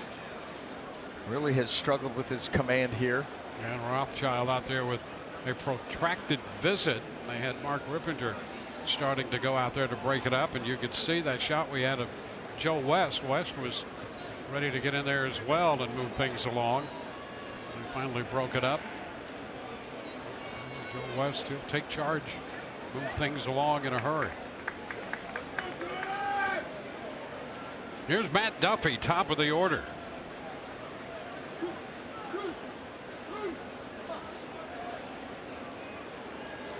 The bunt attempt is fouled. Strike one. Part of the extended visit had to do with getting Jonathan Holder up in the Yankee bullpen and trying to get him ready. And you know what was interesting too about that bunt attempt? That that wasn't your typical first and second bunt him over to second and third. Looked like Duffy was trying to push that bunt and try to get a base hit out of it. Now, if they retire him, it still acts as a sacrifice. But bunt for a hit. On a ground ball to short. Gregorius to Wade one. Over to first. They throw the double play ball. Robertson moves to third. And boy, that's what you wanted to stay away from. But Duffy grounds into two. Well, that keeps that ball moving down in the zone. And about all you could do is beat it into the ground. And it was perfectly placed for Gregorius to get that started. Well, now it's going to be up to Kevin Kiermaier if the Rays are to salvage anything out of this promising start in the fifth. Now a man at third with two gone. The first pitch is a strike at the top of the zone.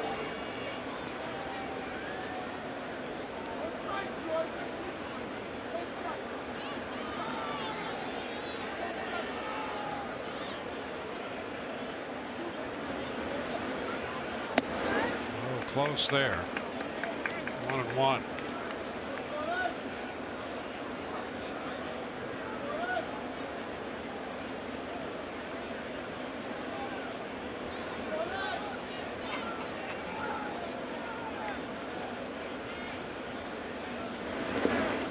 Blocked by Sanchez. 2 balls, 1 strike. Robertson opened with a walk. The Rays have a run, 2 hits. They've drawn 3 walks.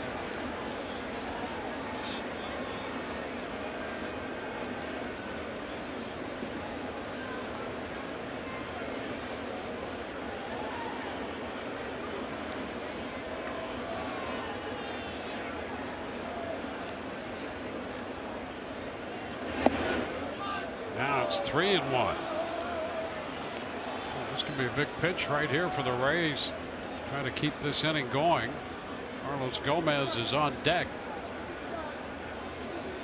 They have had a ton of advantageous counts in this inning. I hate to see it go by the wayside with nothing.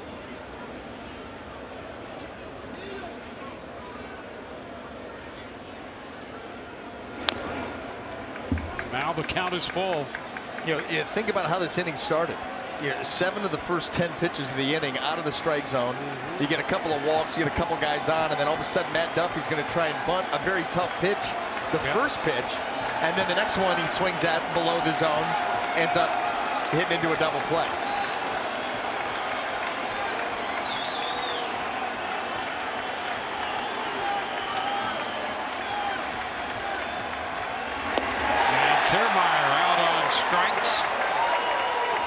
Montgomery comes back to strike out Kiermaier. We'll go to the bottom of the 5th. New York will have Aaron Judge, Giancarlo Stanton, and Didi Gregorius due up.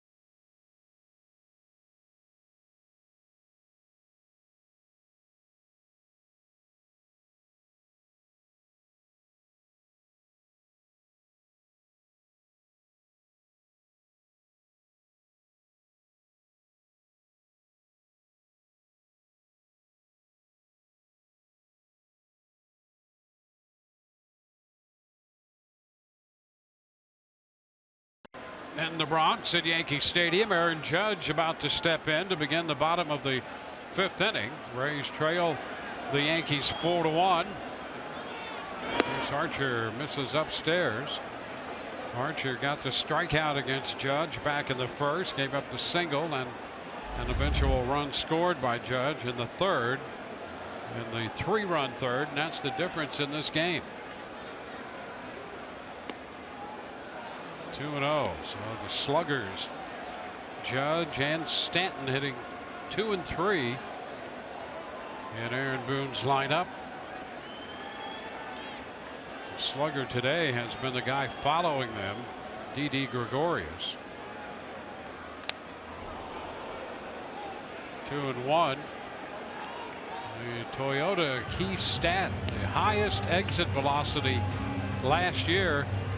And with the addition of Stanton, the Yankees have pretty much cornered the market. 9 of the top 10 exit velocities from last season. Well, I mean, let's see, 52 plus 59. I got that wrong, by the way, in the open. Dropped to 101. Actually, a little more than that. 111. Yep. But 111 home runs between them. Yep. And as you saw with that graphic, missiles. They create so much, well, they have so much leverage to create that power. That's the thing, you know, between the two of them, you know, they're 6'6", 6 feet 7 inches tall. And you create a tremendous amount of leverage. You combine that with quick hands and strength, and that's what you get. Well, it's only the 2nd walk given up by Archer, but this is not what he wanted to do with the combination of these two guys. And there you see the important numbers, the imposing physical presence of those guys, and then the home run totals from last year. And now Stanton 0 for 2 in this game. We have Judge at first.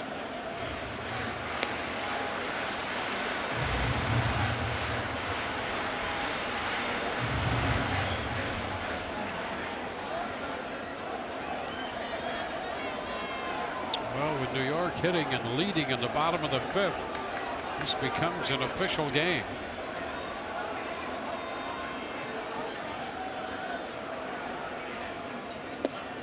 That's strike 2.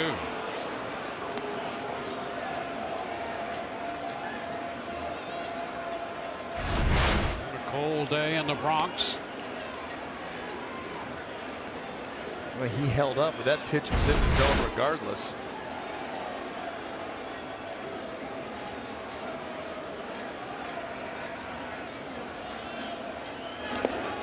Stopped by Sucre. All 2 strikes.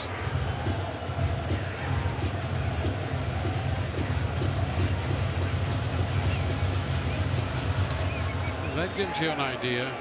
And C.J. Cron's a big guy. Yeah, And he certainly is. still, my goodness.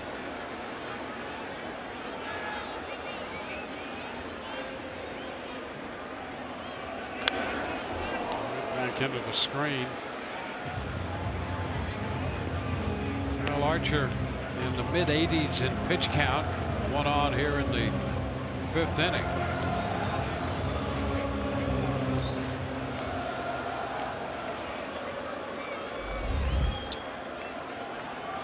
Get some action going in the bullpen.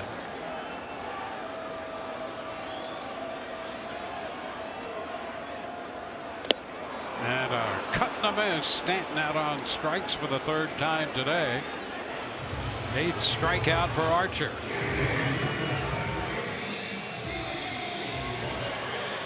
Well, after the leadoff walk, now you got to go to work against Stanton. Get that fastball, little check swing. Perfectly placed slider, get the jump 0-2. That one a little too far down. That one backed up a little bit, didn't hurt you. And then how about let's just power the fastball right by him. He's had his number this afternoon. Now that gives Stanton 0 for 9 in his career against Archer. Didi Gregorius was having a good day. In contrast, a double and a 3-run home run. 2 runs scored and 3 runs batted in.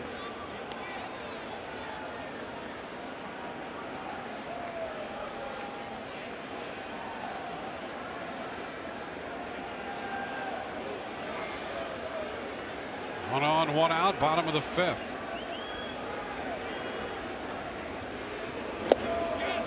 Did he go? He did not, said Marty Foster.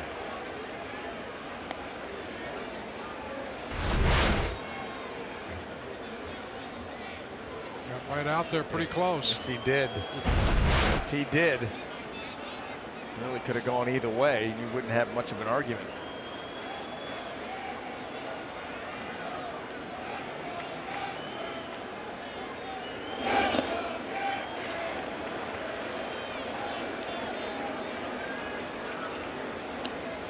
Two and one. Back-to-back changeups there to Gregorius, and that pitch has not had the same level of effect as it had his last start. And he didn't throw many, but he threw a couple of notable ones. Got a strikeout on one, a weak ground ball on another against the Red Sox. But today it's either been a ball or some base hits. Upstairs. 3 balls and a strike.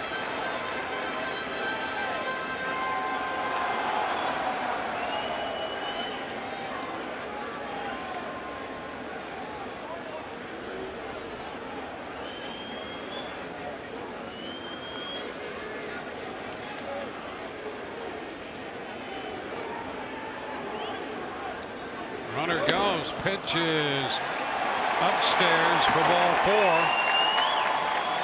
So 2 walks in the inning, sandwiched around the strikeout. 2 on with only 1 out for Gary Sanchez. Well, Archer had a very clean first inning, 13 pitches, 2 strikeouts, and he struck out the side in the 4th. The second a little complicated, the third more complicated. Now 2 men on, 1 out in the 5th. Kyle Snyder, his pitching coach, will go to the mound. Again, Austin Pruitt is up in the bullpen for the Rays right now. Well, whether you're having a day out with the office or fun with friends, group tickets the best way for your team to cheer on the Rays. Host your next company outing at Tropicana Field in an exclusive field level party area, or entertain clients in an executive suite. Visit RaysBaseball.com/groups today. Rays up.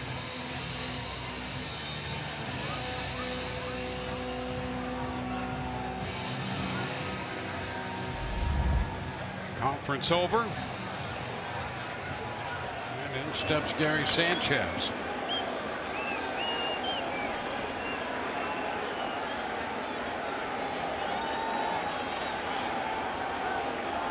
Sanchez has popped out and flied out today.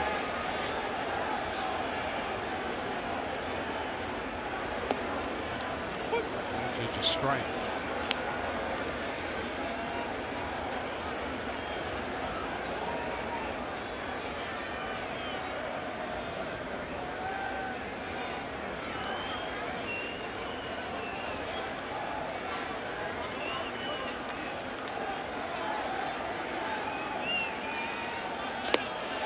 Way up with that one.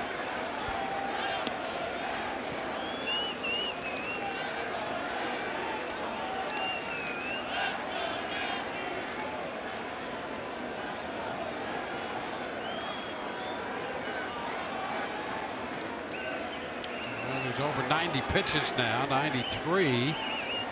Just 1-1 count on Sanchez. Turn a look back there at Judge, who walked to open the inning. After Stanton struck out, Gregorius walked, reaching for the third time. Austin Pruitt, the bullpen. Jonathan Holder has been throwing in the Yankee bullpen. It would appear he's ready to enter the game in the 6th. Bottom of the 5th right now. Tapper foul. 1-2.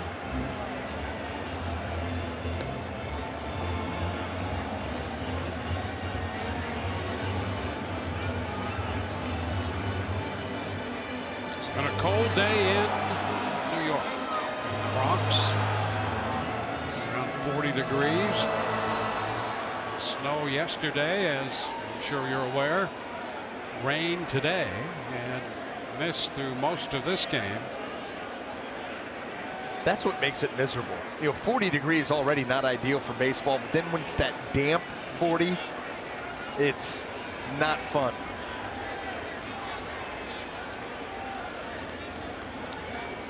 Upstairs. 2-2. I like the eye level change there. Trying to get a chase, but even if you don't, it's an effective pitch. You're up in the count, you can afford to be borderline with one, and he doesn't go after it, but it opens up. Go right back down with the slider. You could throw another fastball up if you wanted to. You got some options. Ground ball third. Nice play. Duffy to second one, and Robertson to Crone. Ball sharply hit, and Duffy came up with it down at third. 5-4-3 on the double play. A man left. We're headed into the 6th inning. 4-1 New York.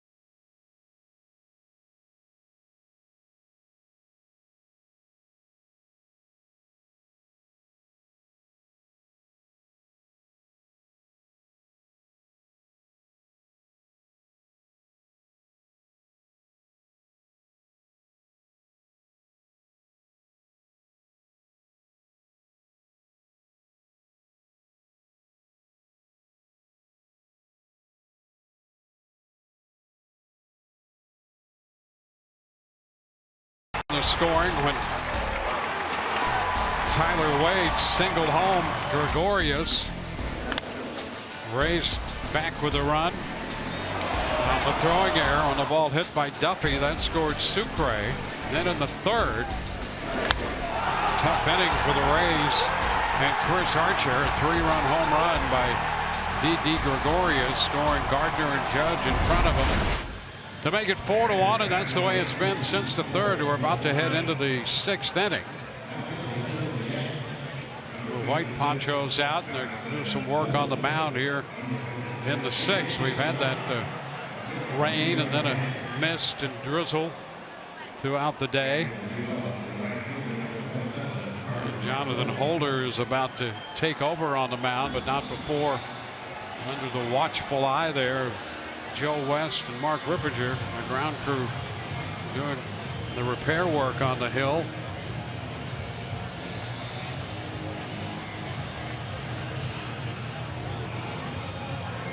So 5 innings for Montgomery, and he leaves with a lead. Jordan Montgomery, he was not afraid to bring out the off speed here this afternoon against this Rays lineup. A lot of curveballs, a lot of changeups. For the most part, working very effectively, getting guys to hit on top of the baseball. None bigger than the Matt Duffy ground out, because you come out there, you walk the 8-hole hitter, walk the 9-hole hitter, and that was to start off the top of the 5th. Walk, and then Matt Duffy ends up hitting you a ground ball, and you're able to wiggle your way out of that inning. But overall, Jordan Montgomery giving Aaron Boone exactly what he had hoped for. Now Jonathan Holder, who last year in 37 games was 1-1 with a 389 earned run average, takes over for Montgomery. 5 innings a run, just 2 hits, 4 walks, and 4 strikeouts. 80 pitches thrown by Montgomery. The Rays will have the middle of the order to face Holder. Carlos Gomez, C.J. Cron, and Wilson Ramos.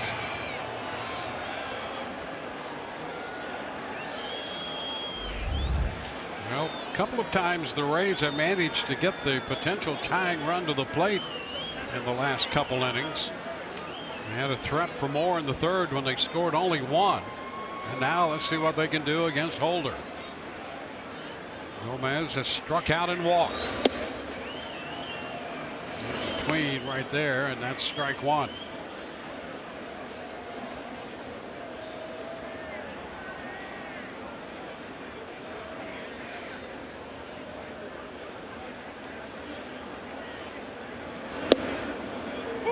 Back with strike 2. Holder made his first appearance of this year in the Toronto series for the Yankees in Saturday's loss. Worked the third of an inning, gave up a hit, picked up a strikeout for the out, and he strikes out Gomez looking. Well, how about that sequence? You know, the first pitch was a slider that kind of caught Gomez flat-footed, kind of that in-between swing, and then paint a fastball down and away, and then immediately come right back up and in.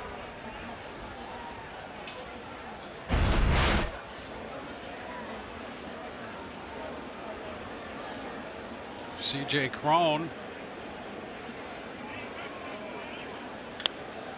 pops it up, going after the first pitch. He doesn't know where it is, but it's out of play. And straight back over the screen, well back into the stands.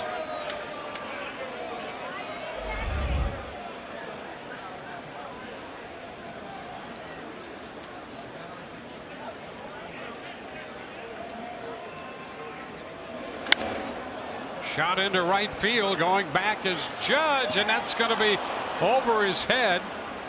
Cron is on his way to second base. Ball got the better of Judge out there, well hit the other way, and wound up over his head off the wall. It just got hit too hard. He was not able to get back there in time and get underneath it. It had so much speed on it. C.J. Cron reaches out there and drives this ball just never comfortable getting back. And even as he jumped, realizes that just had too much hair on it, and he was not going to be able to flag it down. So there's a man in scoring position for the Rays with one out in the 6th.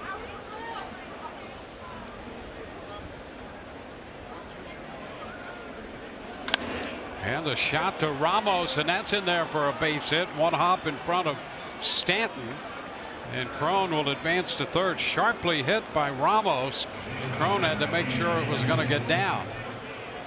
So it's first and third now. The Rays have something brewing in the 6th.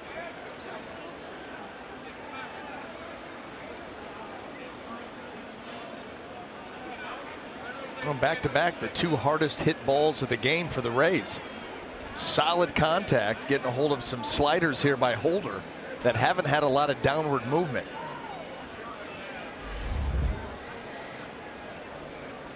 Adeiny Echeverria.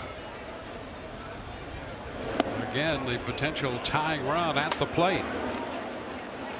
It's happened consistently down the middle part of this game, and so far the Rays have been unable to take advantage of it. Let's see if that changes here in this inning.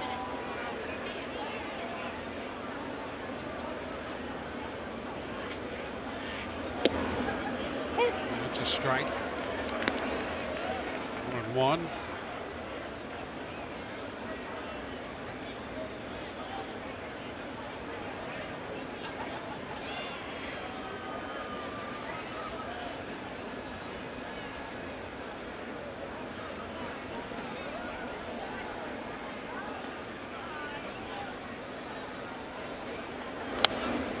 Foul right back, fastball. 1-2.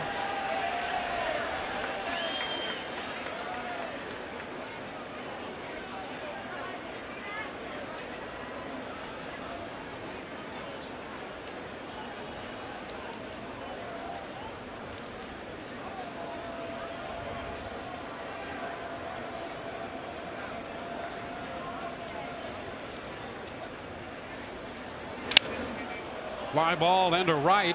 Aaron Judge will have it fall in front of him toward the line, and scoring is Crone.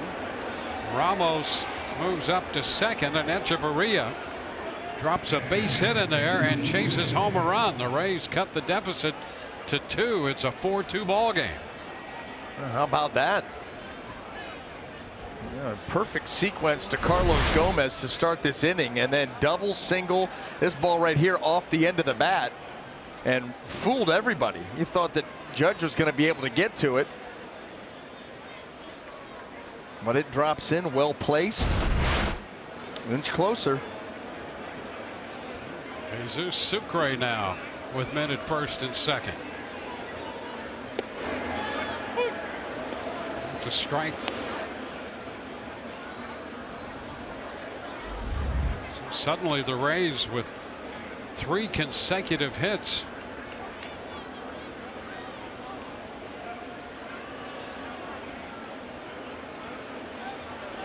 A little close, stayed in, and it's 1-1. Tommy Kahnle is up in the bullpen. Hard throwing right-hander.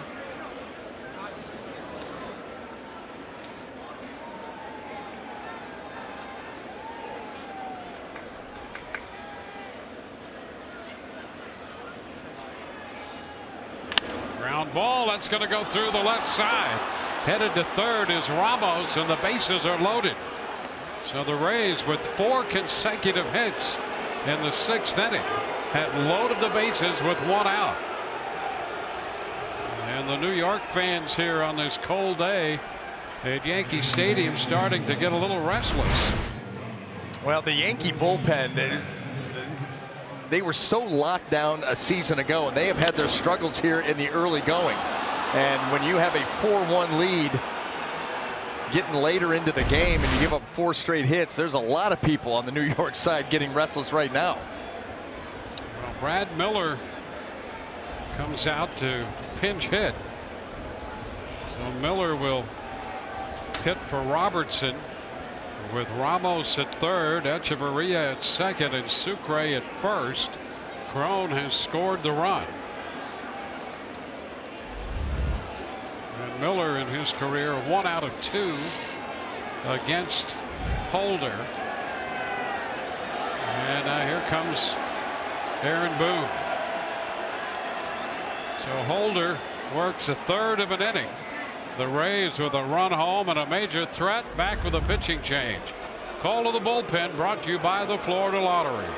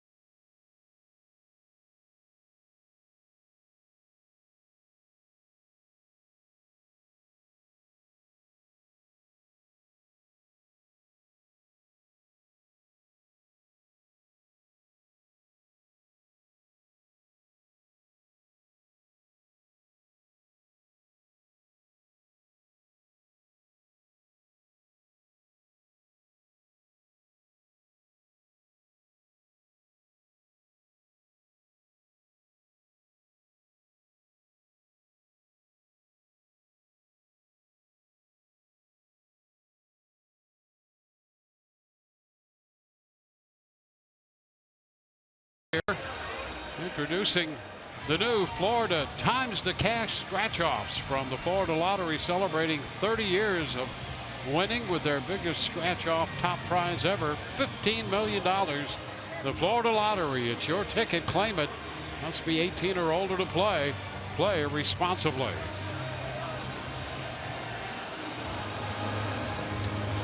Hard throwing right-hander Tommy Kahnle in the ball game now. Well, look what he did a season ago. And part of that vaunted Yankees bullpen, appeared in 69 games, struck out 96 in 62 2/3 innings. And he comes into as tough a spot as you will find right here. Bases loaded, 1 out. He's got a tremendous fastball, power stuff, but Brad Miller, a very good power fastball hitter. So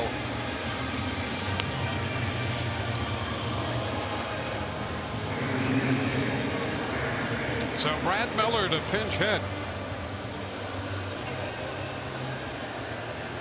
Robertson lifted.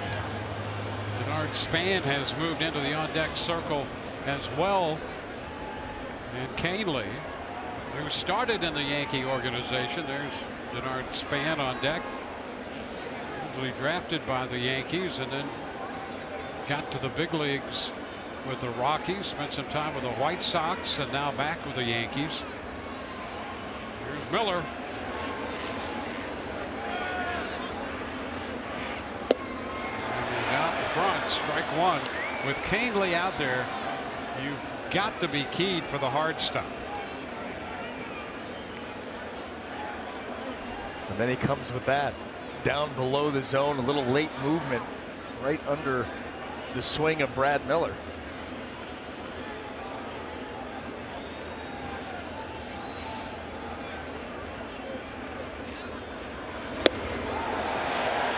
Then the hard stuff at 96. Yeah, off speed. You know, we just talked about the fact that Brad Miller, big time fastball hitter, that's what he was hunting.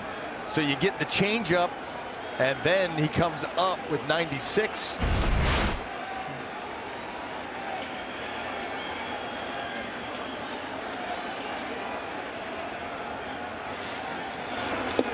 It's down and blocked by Sanchez.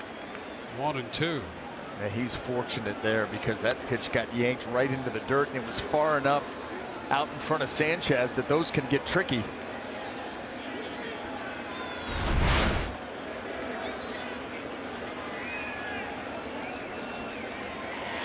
the body, whatever you've got to try to block it. Now a ball, 2 strikes.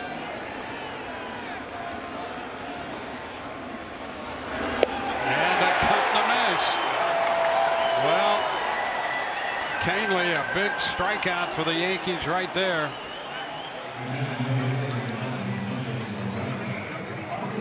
Now Look at that sequence again. Yeah, this is advanced right here. You come out looking for the fastball. You're going to get off speed. Strike one. There's your fastball. Able to get it by you up in the zone. Come with that off speed again and spike it. Good block by Sanchez, but say, you know what, I'll make the adjustment. End up getting you. Now Denard Span will hit for Rev Snyder.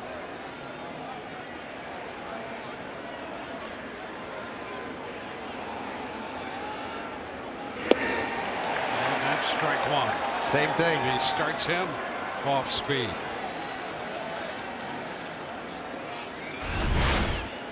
He's been good with this.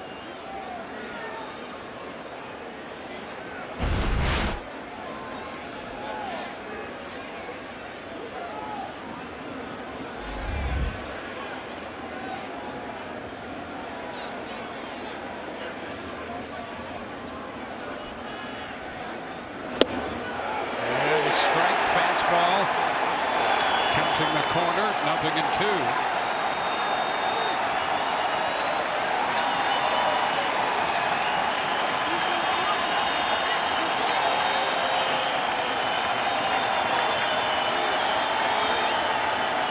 And the sixth. It's down 2 runs, bases loaded.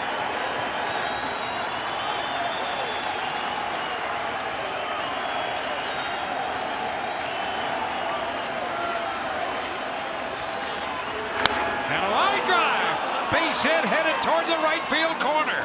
Ramos scores. Echeverria heads to the plate. Over to third, Sucre. A double for Denard Span, and the Rays have come right back and put 3 up to tie this game at 4. An 0-2 pitch, and Denard Span comes through again. An extra base hit into the right field corner. Well, Denard Span down in the count gets a changeup that stays up. A much easier read. And look at that, just no stride whatsoever. Kind of cock your hips, load. And he keeps it fair, and this place has gone silent. And once again, the Yankee bullpen is victimized early in this season. Now here's Matt Duffy with 2 minutes scoring possession. A little nubber back to the hill, and the underhanded toss in time.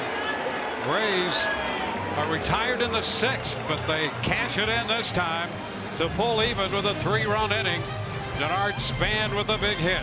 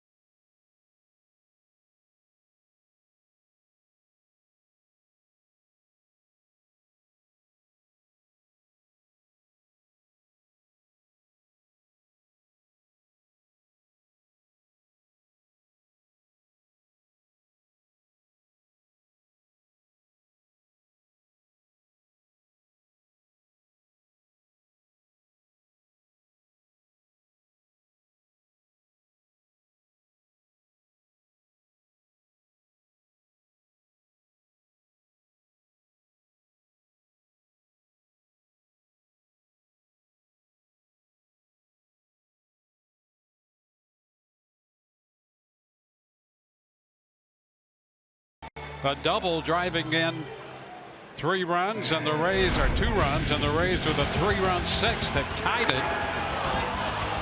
Spans double into the corner. He'll stay in the game to play left field. There he is out there, and Brad Miller stays on to play second.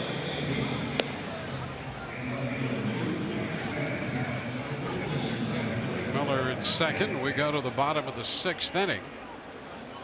And a new pitcher for the Rays is Austin Pruitt. Well, for the 2nd time, Span gets Archer off the hook. He will not be involved in this decision.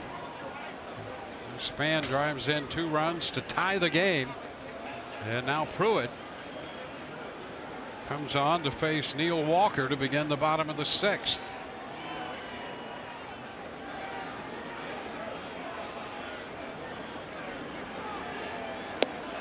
The pitch is a strike call. Fastball to start Walker.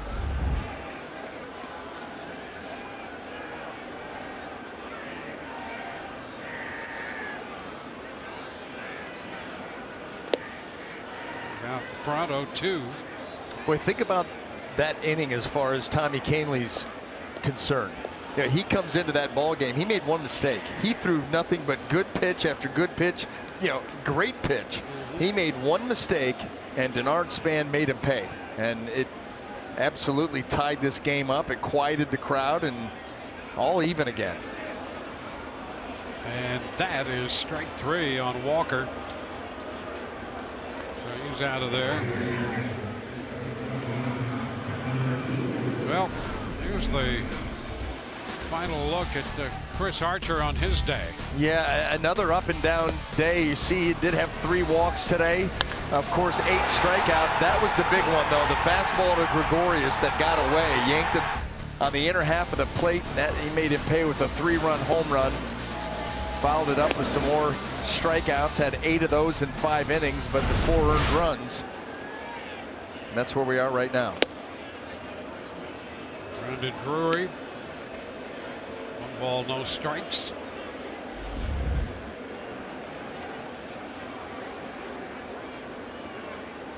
Drury with a home run in the early going this year. 2-0.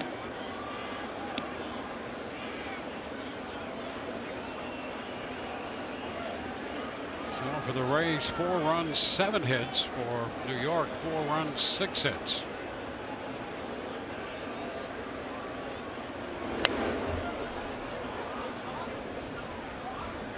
One.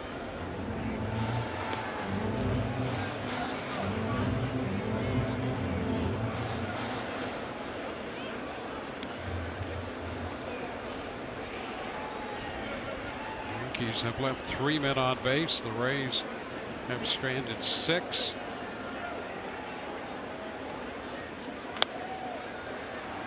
The count goes to 2-2.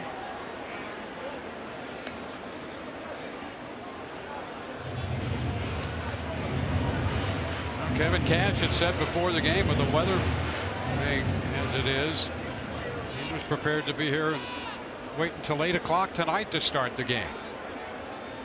Well, the Rays and the Yankees got it started really in the neighborhood of about 15 minutes beyond the original start time, and Drury reaching is out on strikes.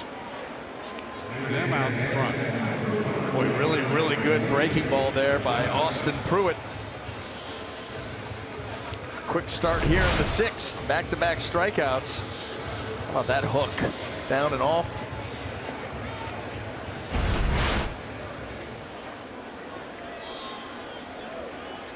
Well, the Rays in double figures now in strikeouts. Archer had 8.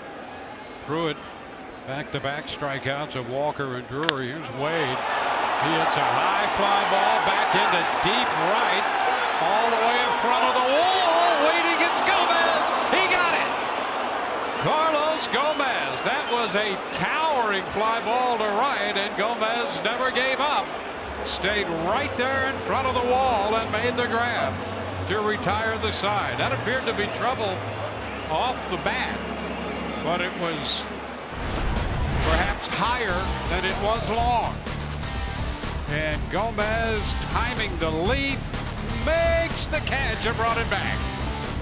Look at this, right over the top of the wall out there and right. Put a star on that one for Gomez. 4-4 ball game.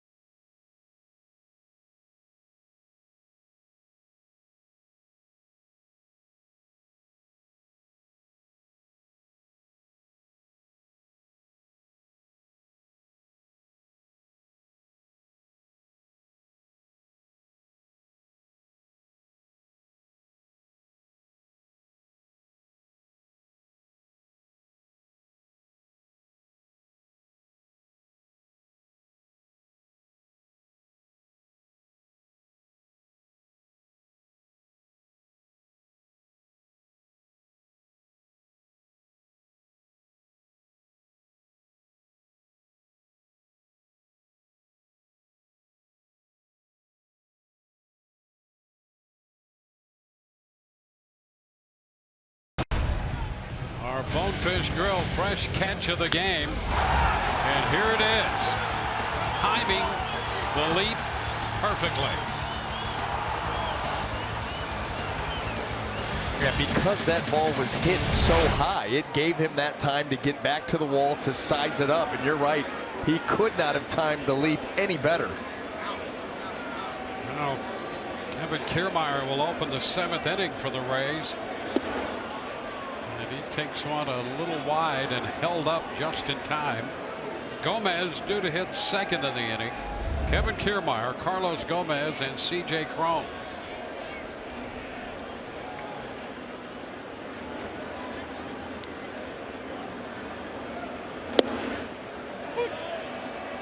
The inside part of the plate for a strike, 1-1. Tommy Canely got 2 outs in the 6th, gave up the pinch hit 2-run double to Denard Span. Ahead of Kiermaier 1-2. So a third of an inning for Holder. He gave up 3 runs.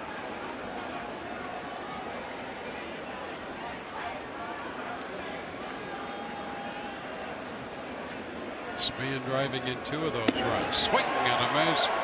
Kiermaier went up after the fastball. He's out on strikes. 1 out in the 7th. Let's check in with Michelle right now. Thanks, Dwayne. Well, obviously, Carlos Gomez with that impressive defense. And I was talking with the Danny Echeverria, who's known Gomez for a couple of years, about what he brings to this team. And he said he knows Gomez as the crazy guy who's always energetic and always there to compete. And talking around the league, Gomez is known for training hard and being positive all the time. And Echeverria said not only does that help the younger guys in this clubhouse, but it also, the older guys feed off that too. Well, they'll feed off that catch for sure. And all the rest that Gomez will bring to the ballpark every day. There's a lot of energy in Carlos Gomez. This one is down 1-1. And I'll tell you, that's important for a club, especially a club, the Rays, trying to really define themselves. And start the year playing Boston and then go to New York at Yankee Stadium. They need a guy to supply a little energy and direction.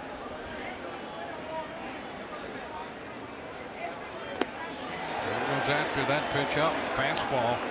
It's 1-2. Well, you're getting the stoic presence and the delivery of Denard Span in big spots, staying calm, you know what I mean, slowing things down, giving you, that aspect of it. Then you think about all the enthusiasm that Carlos Gomez and the hard work and all that he brings. Ooh, and Gomez thought that pitch might have been off the zone. Well, this is close, borderline pitch. Goes Kaner's way. 2-2 now. And the count is full. Yeah, both these guys, Gomez and Span, in their own way, bring a positive to the club. Span is the consummate guy to teach you how to play the game. Gomez plays hard, brings energy to the ballpark every day. Little swagger. Yep. Nothing wrong with that. No, not at all. Look out. Foul off the front of the dugout.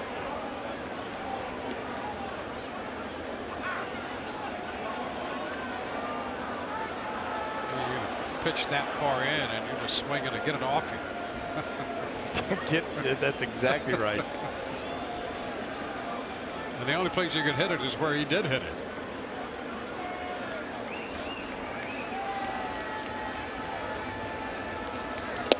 And he's out on strikes. That's a tough pitch right there. 3-2 from Canely. Man, I think Carlos Gomez will tell you that he probably like to see that again. That is a tough pitch. It's got a little bit of a wrinkle, but it caught a lot of the plate at the same time. Trying to make sure that he keeps this in the strike zone. Yeah. You're right about that. You're absolutely right. Yeah, eyes light up. C.J. Cron lifts it foul and out of play. Yeah, sometimes when your eyes light up on a pitch like that, you get too jumpy on it. Your swing gets a little long. Yeah. You're so jacked up that all of a sudden that swing, instead of being short and quick to the baseball, it gets a little bit long and the pitch ends up beating you anyway.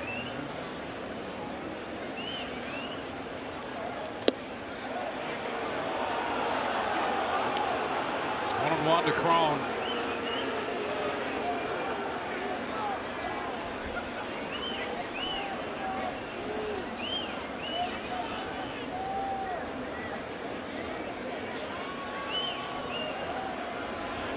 Hot shot foul, skipping through the stands. And all these ballparks now have that protective netting. Goes a lot farther than it ever has before for shots just like that.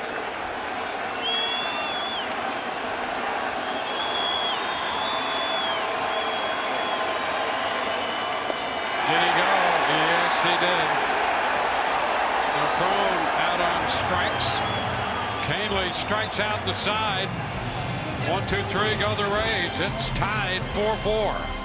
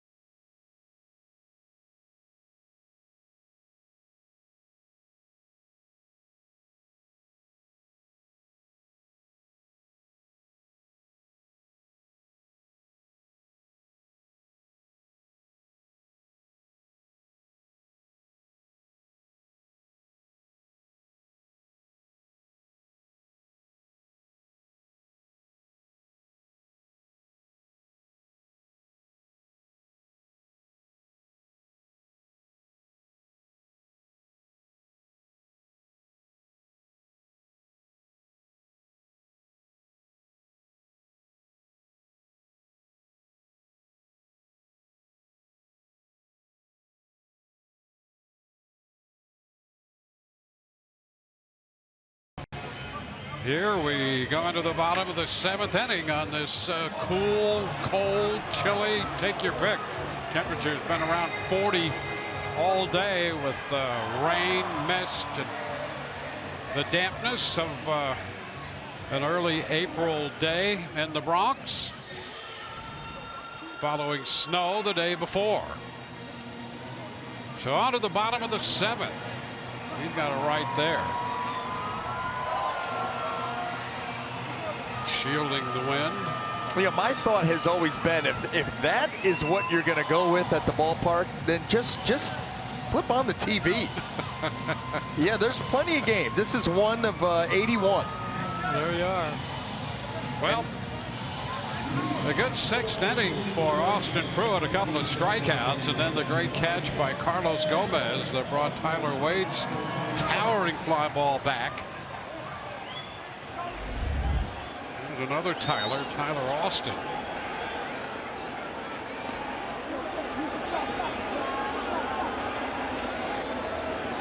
Austin Pruitt facing Tyler Austin.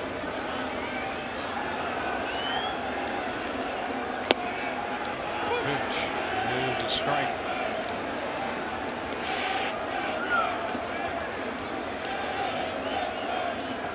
Tyler Austin, the DH for New York. Struck out twice against Archer. A tap, foul ball. Archer had 8 strikeouts today in the 5 innings he worked. Robertson up in the bullpen. It's beyond the fence in right center field in the New York bullpen.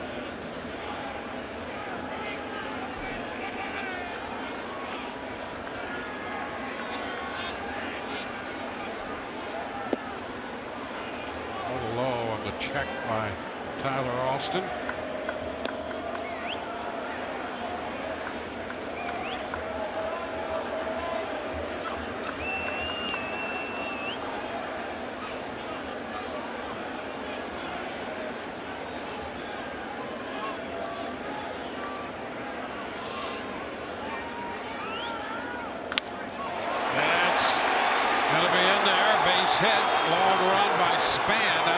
Austin a chance for extra bases, and he's in at second with a stand-up double. So just like that, the Yankees have a threat going in the 7th inning. Boy, Austin was able to get just enough of this baseball kind of down towards the end of the bat. The breaking ball, but he gets it lifted. Boy, right off the end of the bat, but well placed. Drops it in there, and the Yankees immediately threaten here with the top of the order coming up. Yeah, and that top of the order always seems to be trouble when it's Brett Gardner. Singled and scored in the 3rd. Chaz Rowe is up in the Rays bullpen now. Kyle Snyder heads to the mound.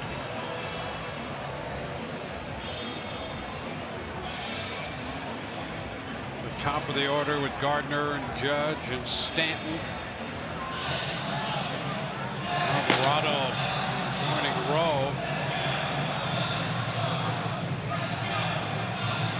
Well, you start to see how this is going to play out, and you've got obviously Judge and Stanton coming up. You think about Chaz Rowe, maybe that slider coming in to face those guys. Alvarado got Gregorius after that. But Austin Pruitt going to go to work here against Brett Gardner, and that is no easy task. He has a tendency to come up big in situations like this, understanding what the situation of the game is and what he wants to do.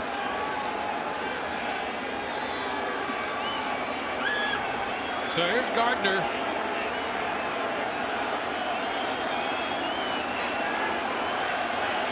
Gardner 1 out of 4 in his career against Pruitt. That was a home run. Showing the bunt.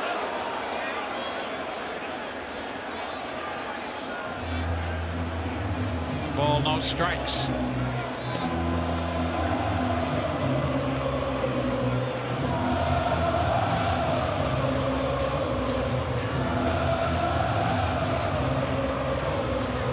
We've got the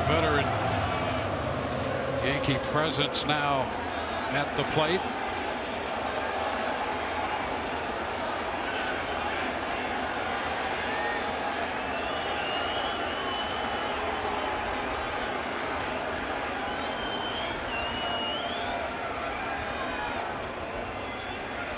Again, showing the bunt, he takes ball 2.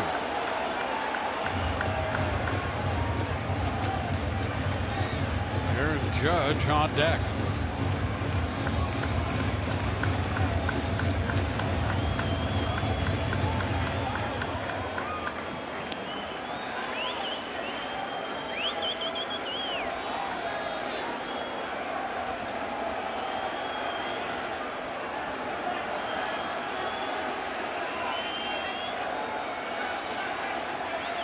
Bunt, third base side.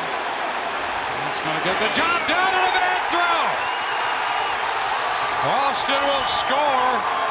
Gardner winds up at second. And the throw just died and skipped by first. And sometimes, Dwayne, it's a little unnerving for an infielder to be throwing to somebody moving. You know, the way the Rays had that defense, Brad Miller's going to cover. You want to bunt it up the third base line, force the third baseman to make the play, and Matt Duffy kind of skids that throw over there to Brad Miller, who is coming all the way from second base to cover.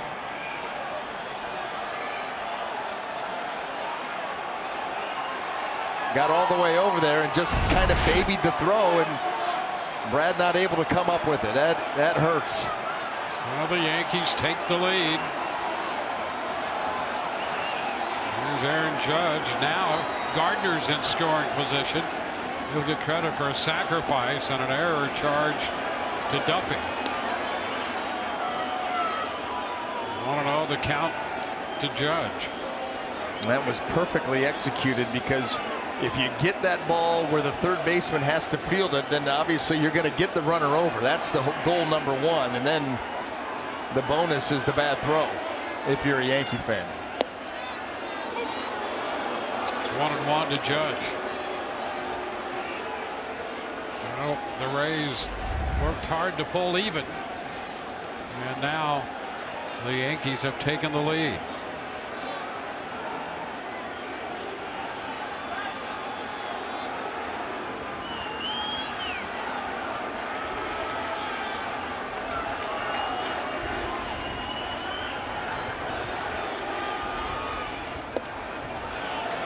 Misses low.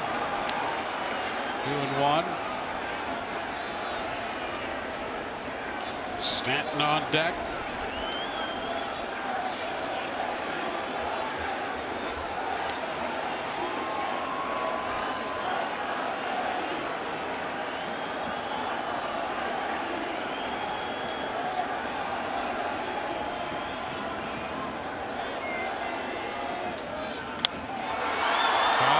Fly ball toward the line and right. Gomez to the stands, and it's out of play. 2-2.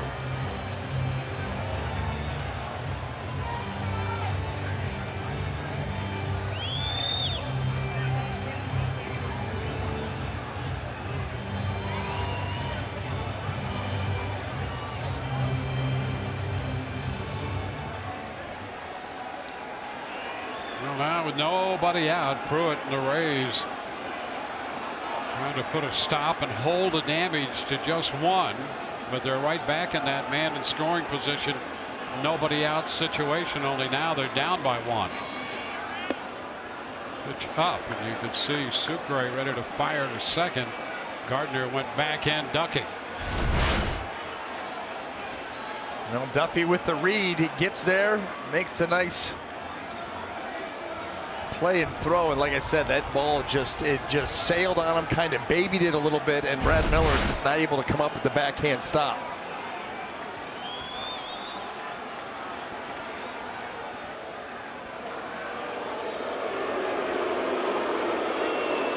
Full count.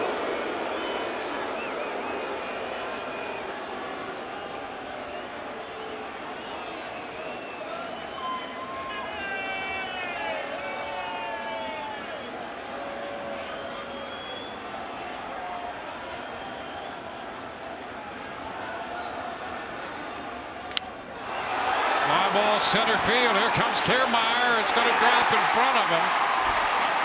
Gardner had to wait to see if Kiermaier could get there. He stops at third as Judge drops one into shallow center field. You get fooled too, you know, with a guy like Aaron Judge and all his power. A big swing and a ball coming off the bat at a trajectory in the air. But this ball gets in on him just a little bit and it dies out in center. You see where Kiermaier is. He actually got a great break, but he was so far out into right center field, he's just not able to get there in time.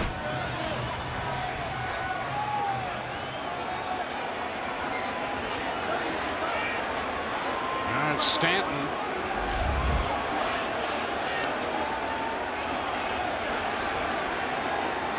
Stanton 0 for 3.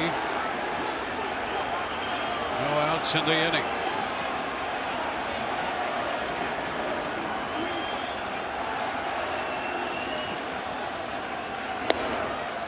Ball one wide.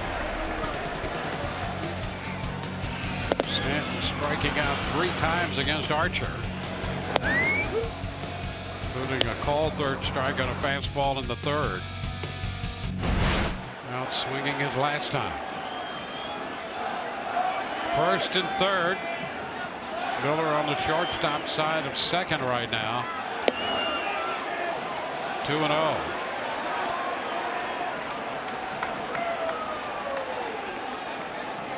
Pruitt still looking for a first out.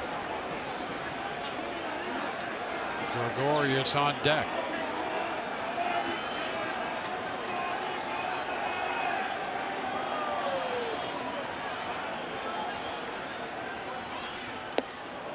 That's a strike. 2-1.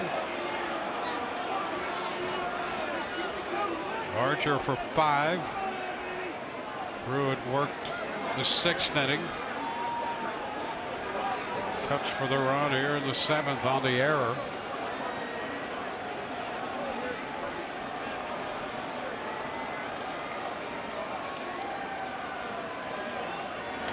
Cut and a miss, and a big one.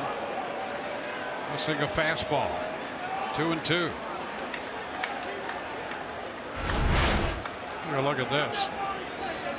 Right down central. Yep. Yeah, the hands for Stanton just dropped a little bit, and once they dropped, he was not able to get back up to that pitch. Swung right underneath it.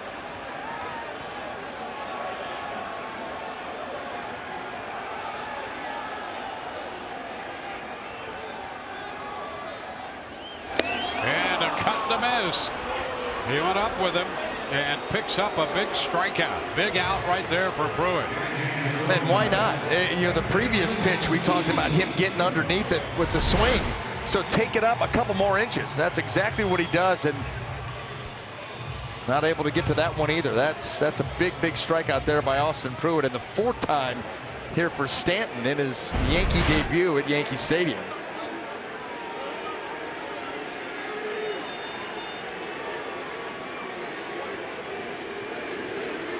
Well, 1 out.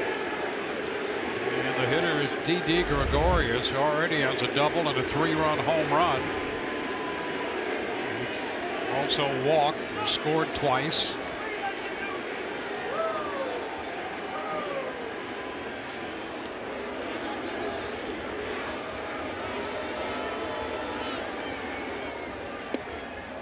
The pitch is a strike.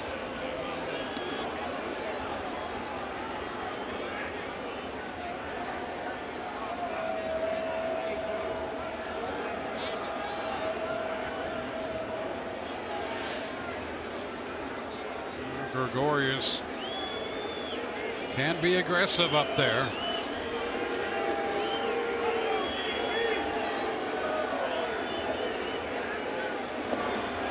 He chases that one. 0-2. Here's the home run off Archer in the 3rd. Took a fastball that caught plenty of the plate and hit it out.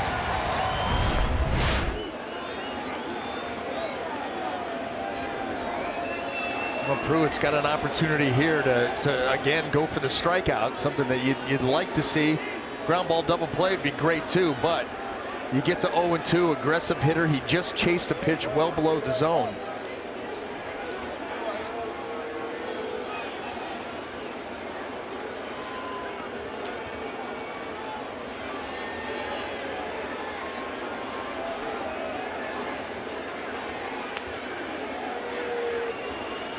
Threw it ahead in the count.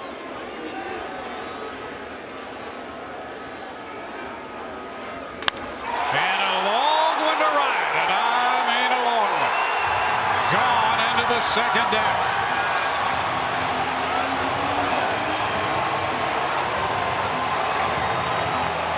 Second home run of the day.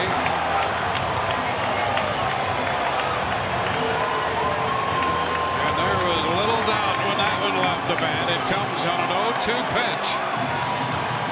And the Yankees take an 8-4 lead. 2 3-run home runs for Gregorius.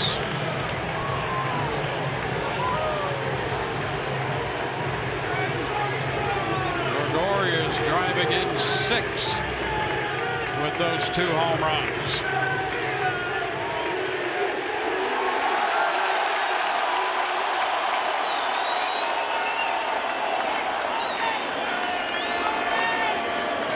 To the Yankees had taken the lead. The Rays battle back to tie, and now the Yankees grab the lead again. 1-0 the count on Sanchez.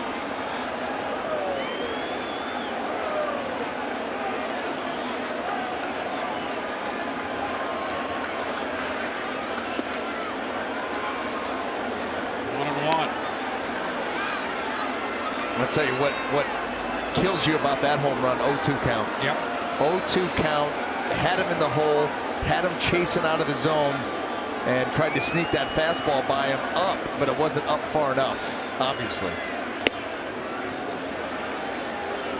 2-1 to Sanchez. And again, after the Rays claw their way all the way back, it's the 3-run homer that gets you. I mean, tough to overcome one of those. Real tough to overcome 2. You know, you get Stanton, you strike him out, yeah, but you got to face Gregorius. And Gregorius has had an unbelievable day.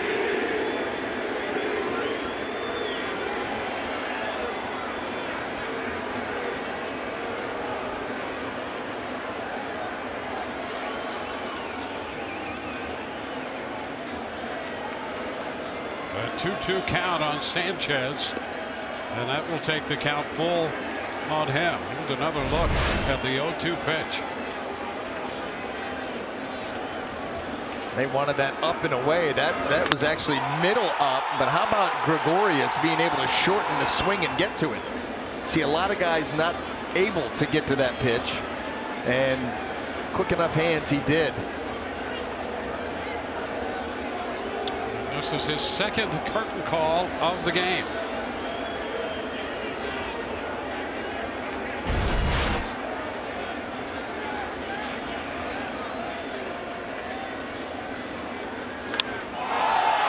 Fly ball deep to left.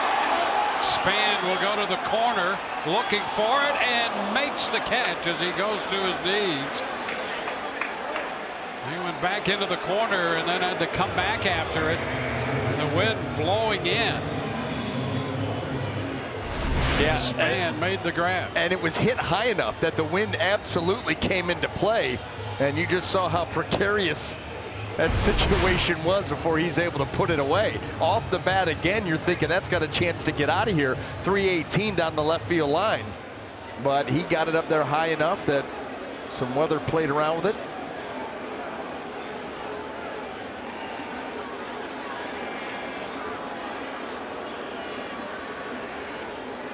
Neil Walker. Pitch is a strike. Gregorius hitting the home run, 2 home runs today. It's his second 2-homer game in his career. Last July against the Mariners in Seattle. He hit 2 home runs in a game. To the count to Walker.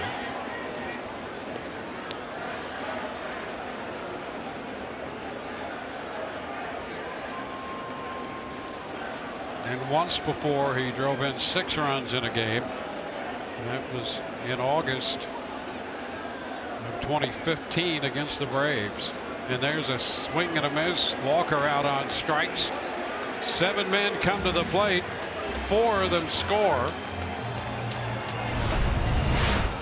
Gregorius capping the inning with his second 3-run home run of the game. And we will go to the 8th with the score New York 8 and the Rays 4.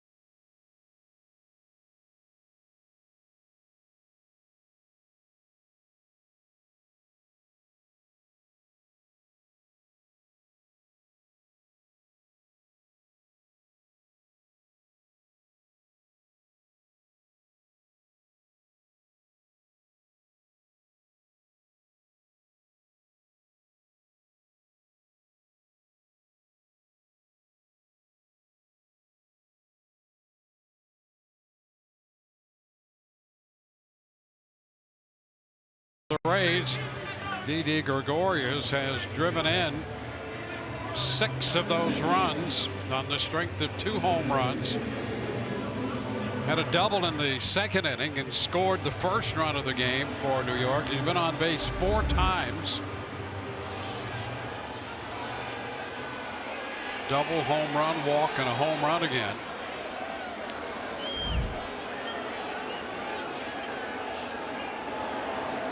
We go to the 8th inning with Wilson Ramos to lead off, and he'll face David Robertson, who lost to the Blue Jays on Sunday when he gave up the home run to Justin Smoke. Ramos, Echeverria, and Sucre due up for the Rays. That's strike 1. Ramos singled and scored in the 6th.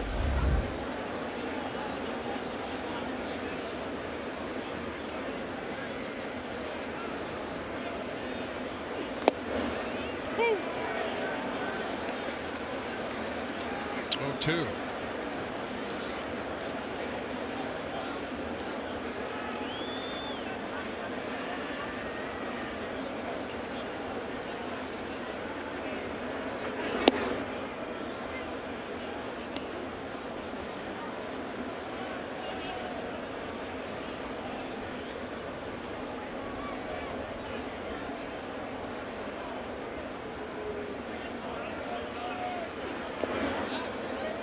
Now Canely and Pruitt are the pitchers of record.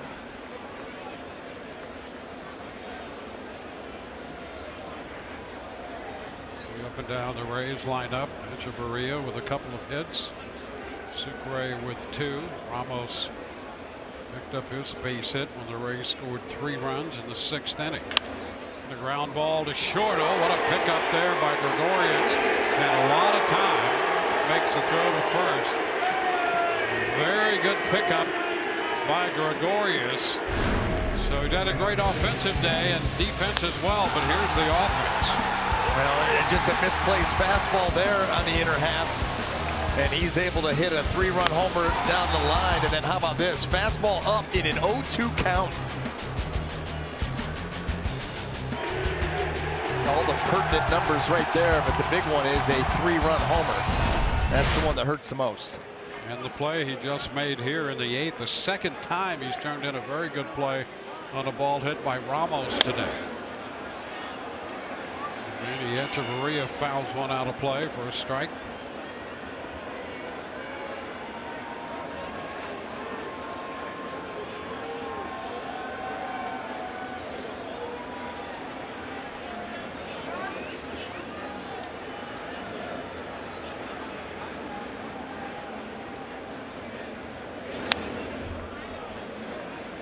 Fastball fouled straight back.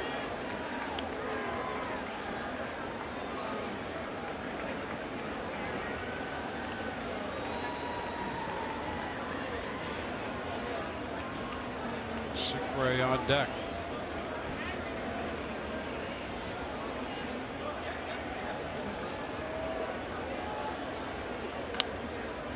A short pop, center field, right field as well, but it's Gardner coming in front of Judge, and boy, I'll tell you, if you're Gardner and you've got Judge coming in on that pop fly toward right center, you've got a lot of nerve cutting in front and making that catch, taking charge as a center fielder should.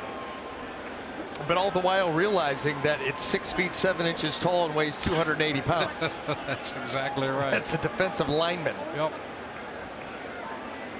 Quickly get there, make the catch, and get out of the way. Yes. Here's Sucre now.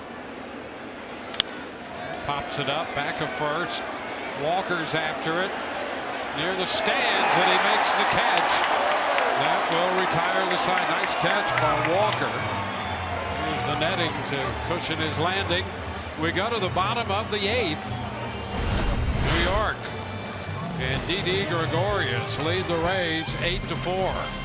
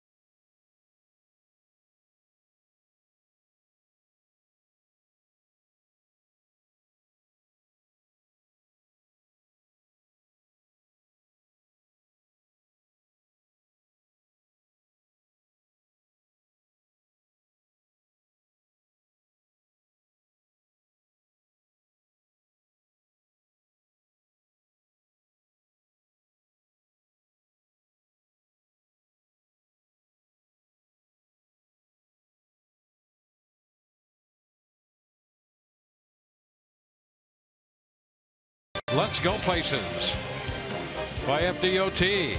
Drive sober or get pulled over. And by your local Honda dealer.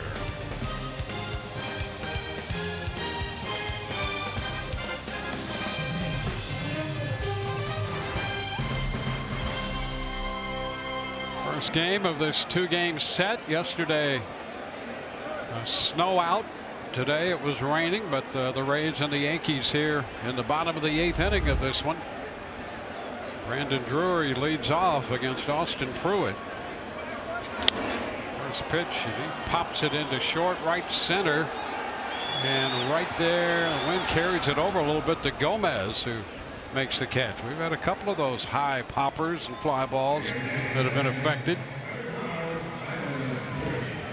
A little opening here of the superstructure of Yankee Stadium out there in left field creates a little tunnel for the wind to have an effect. And sometimes it'll get in there and do that. Here's Tyler Wade. Chapman up in the bullpen.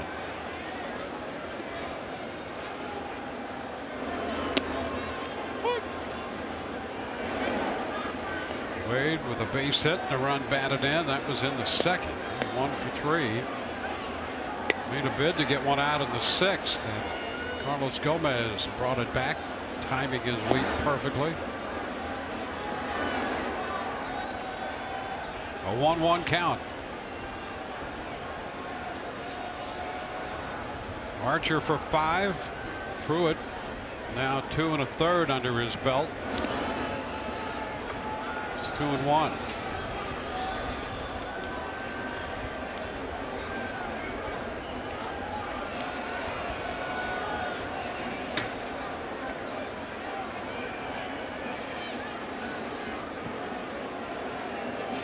Four runs charged to Pruitt in the 7th inning, 3 earned. Now 3-1.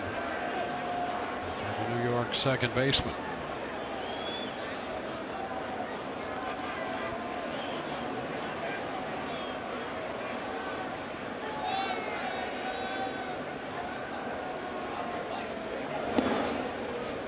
Ball 4. A runner aboard. Watch every out-of-market regular season game live at home, in the office, or on the go with MLB.tv. Your subscription includes MLB at Bat Premium, allowing you to watch live baseball on your favorite supported devices. Blackout and other restrictions apply. Visit MLB.tv for details.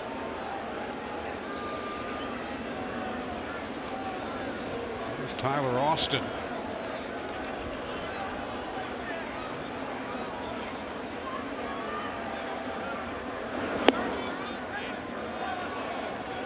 No.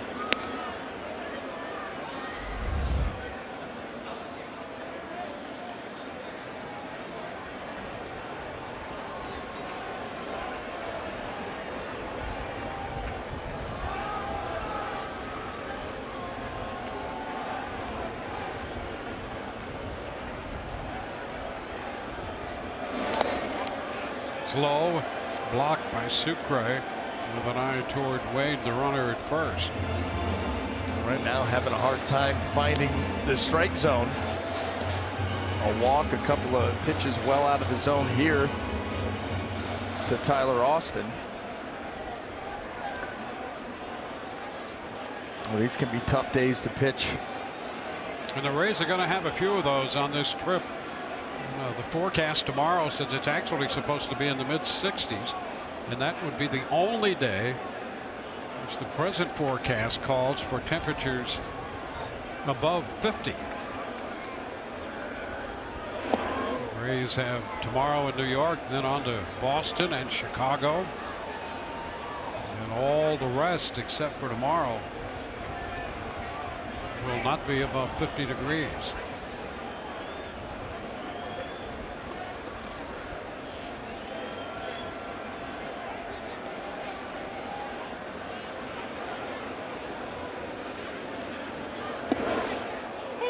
Strike. Yeah, you wonder too with Austin Pruitt how much fatigue is playing a role. Pitch count, listen, he can handle this pitch count, there's no question about that, but you think about the situation that he came into in this ball game. Every pitch is max effort. I mean, you're really airing it out where you're playing, who you're throwing against, and the fact that it's such a tight game. Keeps an eye on Wade after walking him.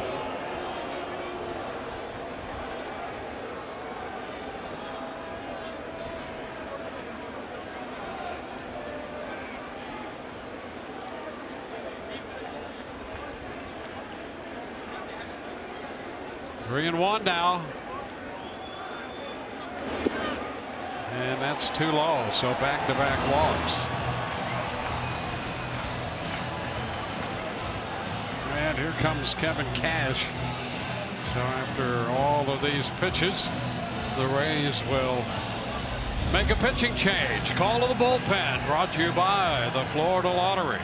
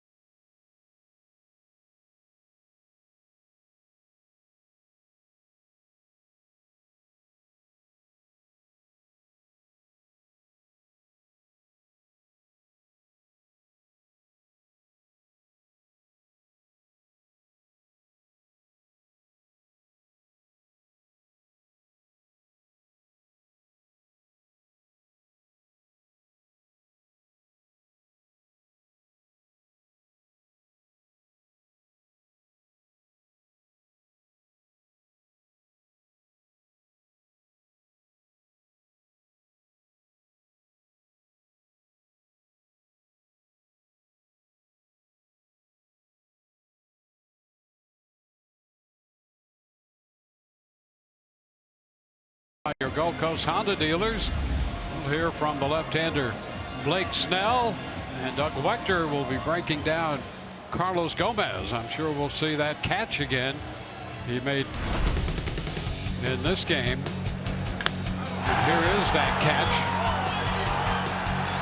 Yeah, Doug, being a pitcher, he loves good defense behind him, so that's the kind of play that, and you can see Austin Pruitt right there loved it at the time. It's a defensive run save. Yep. Definitive. Absolutely. With Sergio Romo will take over on the mound with 2 men on base, and Brett Gardner coming up.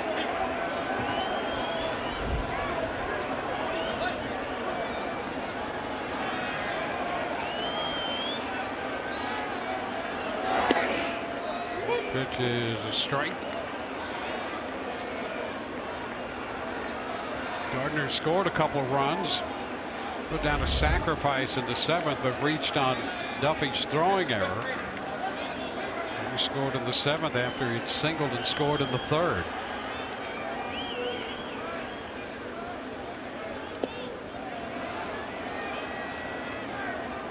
One and one to count.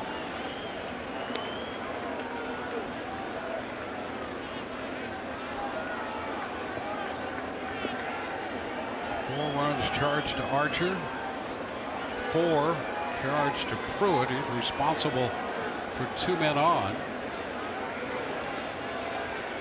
Chapman had been up in the bullpen. A little tap right side. Is Romo going to get there in time? He does not. Everybody's safe. And the bases are loaded. Romo went down to one knee.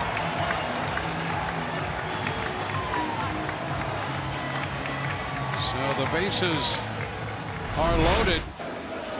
Take a look at Gardner getting down the line. Boy, how about that? Smelling an infield hit, and he does beat Romo to the bag. He's got to get over there and cover, take the throw, and he just flat out gets beat by Gardner. You see that little stumble there at the end. He said he was all right, but the Rays are going to go out anyway. Mark Vincent and Kevin Cash take a look at him and make sure that he's okay. And boy, Gardner challenges you for everything out there on the field, and got himself a base hit, hustling down the line.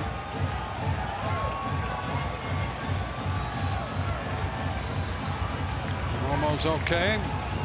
Finds himself in a bases loaded 1-out situation now. And Aaron Judge coming up. Not the most envious of situations.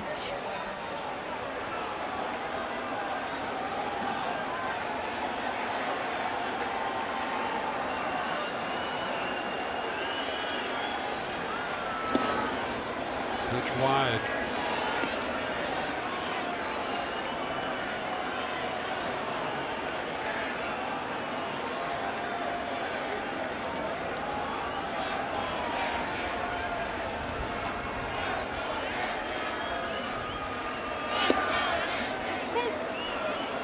One and one.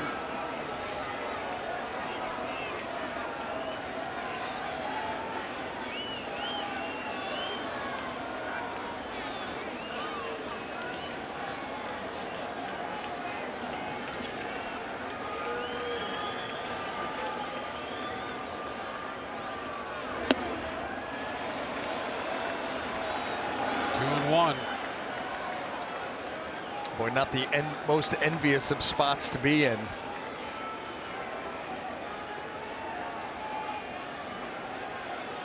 More than likely not going to try and challenge Judge up in the zone with the hard stuff. Going to try to get him to chase that slider and hit something on the ground for you. And he lays off 3-1. Romo worked 2/3 of an inning Saturday.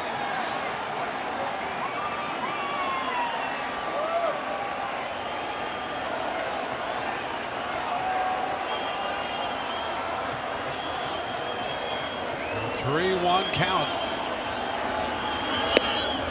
And that will take it to 3-2. The strike slider. He'll throw it, not sweep it quite as much. He's got a couple different versions of that pitch. He spotted that one up perfectly, and now you have the opportunity to try to go right back with that one.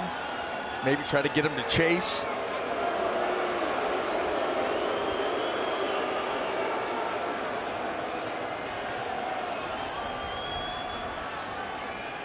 Judge has been on 3 times today. And he fouls this one. Right down there on the edge, low and away on that corner. So Romo will do it again on 3-2 with the bases loaded, and Aaron Judge, the imposing figure that he is, at the plate.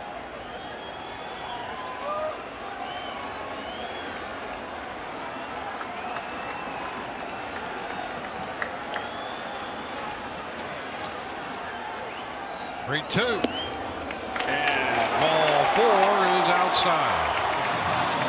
That will force Wade home.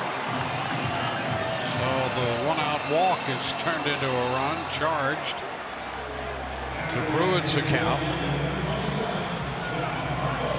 Austin goes to third, Gardner up to second, and Judge over at first with his first run batted into the year, and it comes on a bases loaded walk.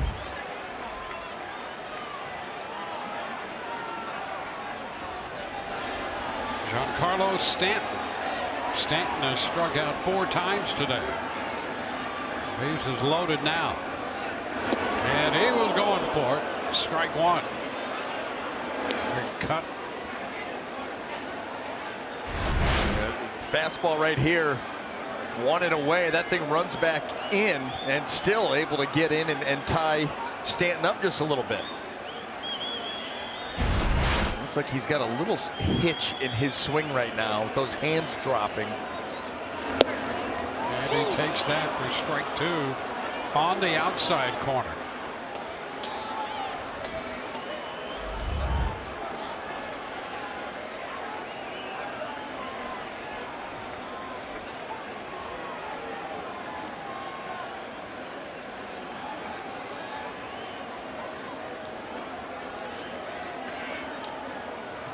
Turn, nothing doing back there at second base.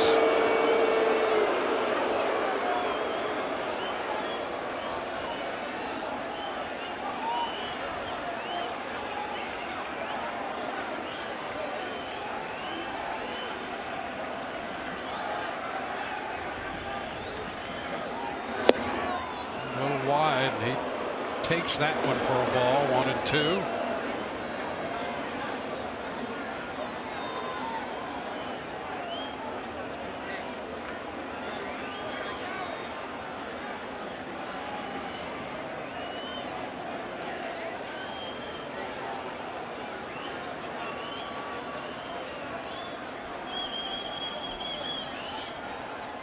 And a cut and a miss. He strikes him out. 5th time today that Stanton has struck out.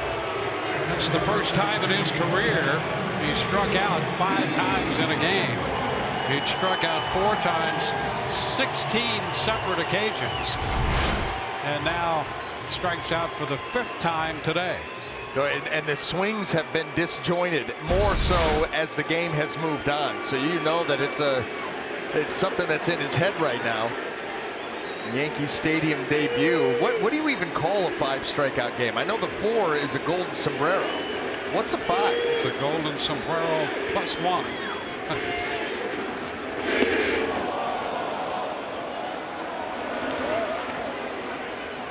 1 strike to count to Gregorius. I guess it would have to be a platinum sombrero, right? Yeah, that makes sense. Gold glove to the platinum. It's got to be the platinum sombrero. First time he's done it in his career.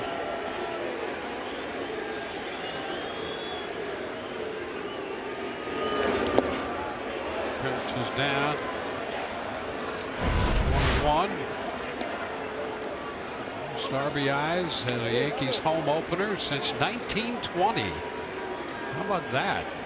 Didi Gregorius with 6 today.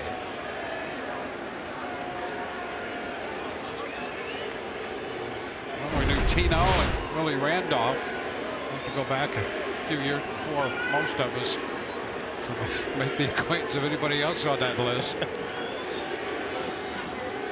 That's a foul with the dugout. 1-2.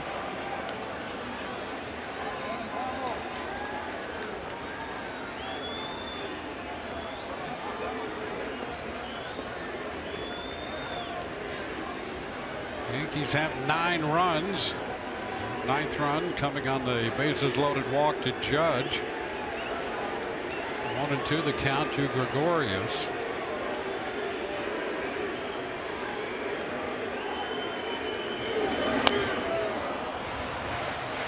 Foul ball keeps the count right there at 1-2.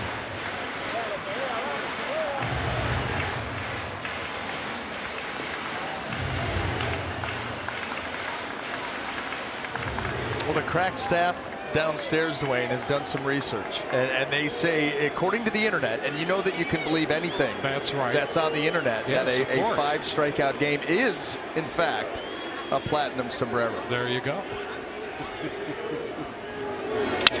A little looper into shallow left, and that ball is trapped on the short hop. It falls in front of Span. And the Yankees add to their lead. Gonna have to update that RBI in a home opener. Yes, we are. So Gregorius drops in the base hit, chasing home 2 more. Span did everything he could do. But Austin and Gardner scored. Judge stopped at second. And Gregorius having a career day.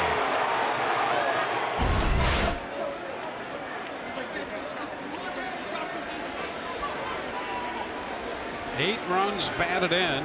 He's 4 for 4 with a walk. He's done everything except triple today.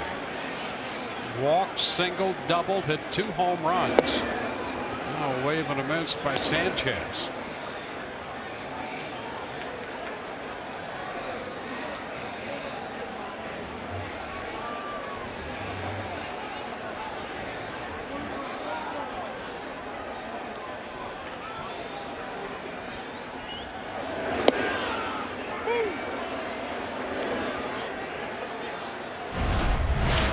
There you go.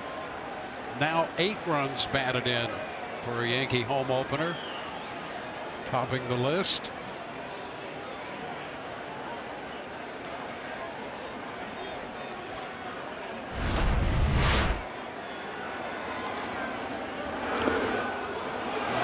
chance, swings and misses. Ball gets away, but Sucre is going to flip it down to first, and that will retire the side. But Didi Gregorius with a career day, driving in 2 more runs in the 8th. He has 8 on the day. It's 11-4.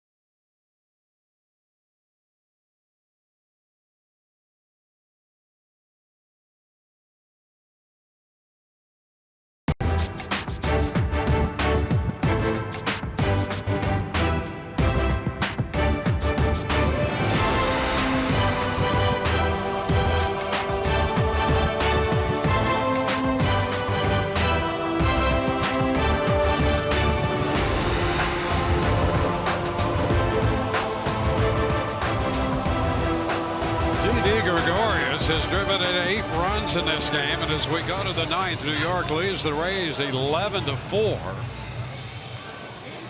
Well, you go from the number 3 spot in the Yankee order, where Stanton, for the first time in his career, has taken an offer and has struck out 5 times, to Gregorius, who's been on base 5 times with a double, home run, walk, a home run, and a single, and in the process driving in 8. Jason Shreve, the new pitcher number 5 for New York, and Brad Miller fouls one back, strike 1.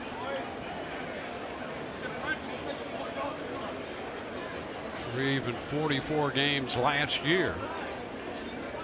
Well, able to run out some strikeouts, 58 and 45 in the 3rd innings.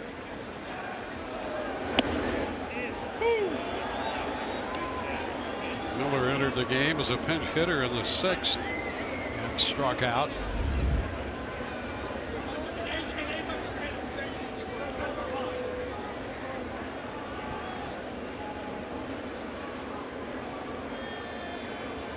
A little wide with the fastball. 1-2. Blake Snell and Luis Severino will be the pitching matchup tomorrow afternoon.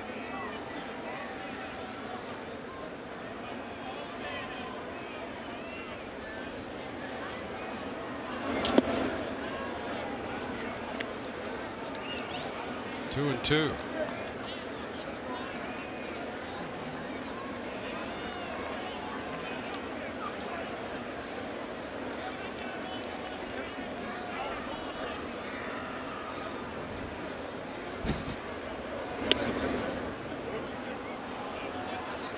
Full count.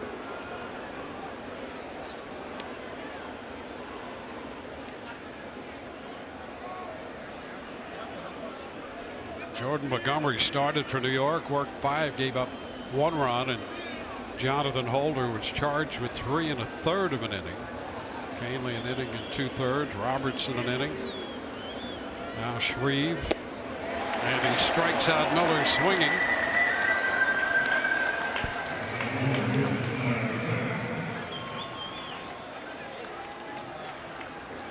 10 strikeouts for New York pitching. The Yankees have struck out 11 times against Rays pitching.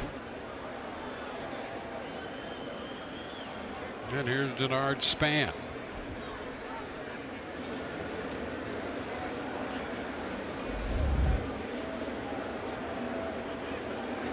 Span's double, pinch hit double, drove in 2 runs in the 6th when the Rays came back to tie the game at 4, but the Yankees scored 4 in the bottom of the 7th and 3 in the 8th, and it built a commanding lead with 1 out in the 9th.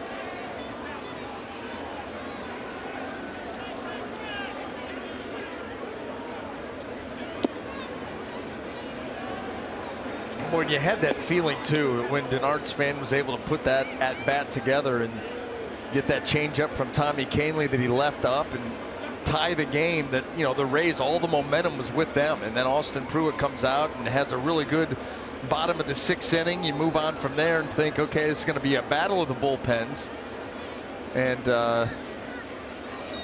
unfortunately it didn't go well for the Rays as the Yankees just mauled them here at the end.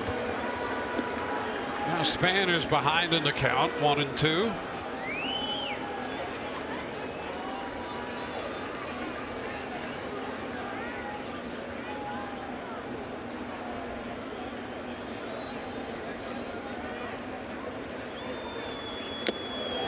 And he is out on strikes. Foul tip right back into the mid of Sanchez.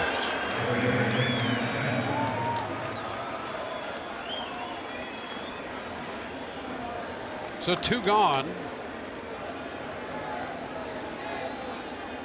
Oh, Matt Duffy.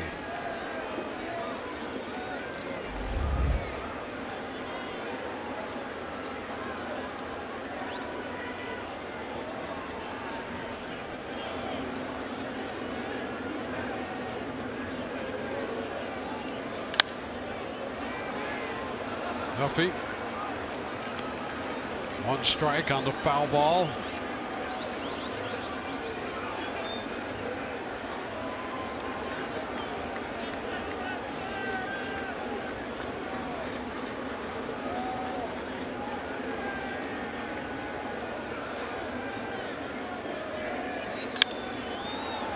Fly ball short right. Aaron Judge is there, and that will do it. The Rays are up and down 1-2-3 in the 9th, and New York takes the first game of this 2-game set. 11-4 the final. 11-11-1 with 5 left for New York. 4-7-1, 6 left for the Rays. Kahnle the winner, Pruitt the loser. We'll be with you tomorrow at 12:30. Brian Anderson and Michelle Margot, Dwayne Statch. Hope you've enjoyed the telecast and not the outcome. 11-4 New York. So long from Yankee Stadium.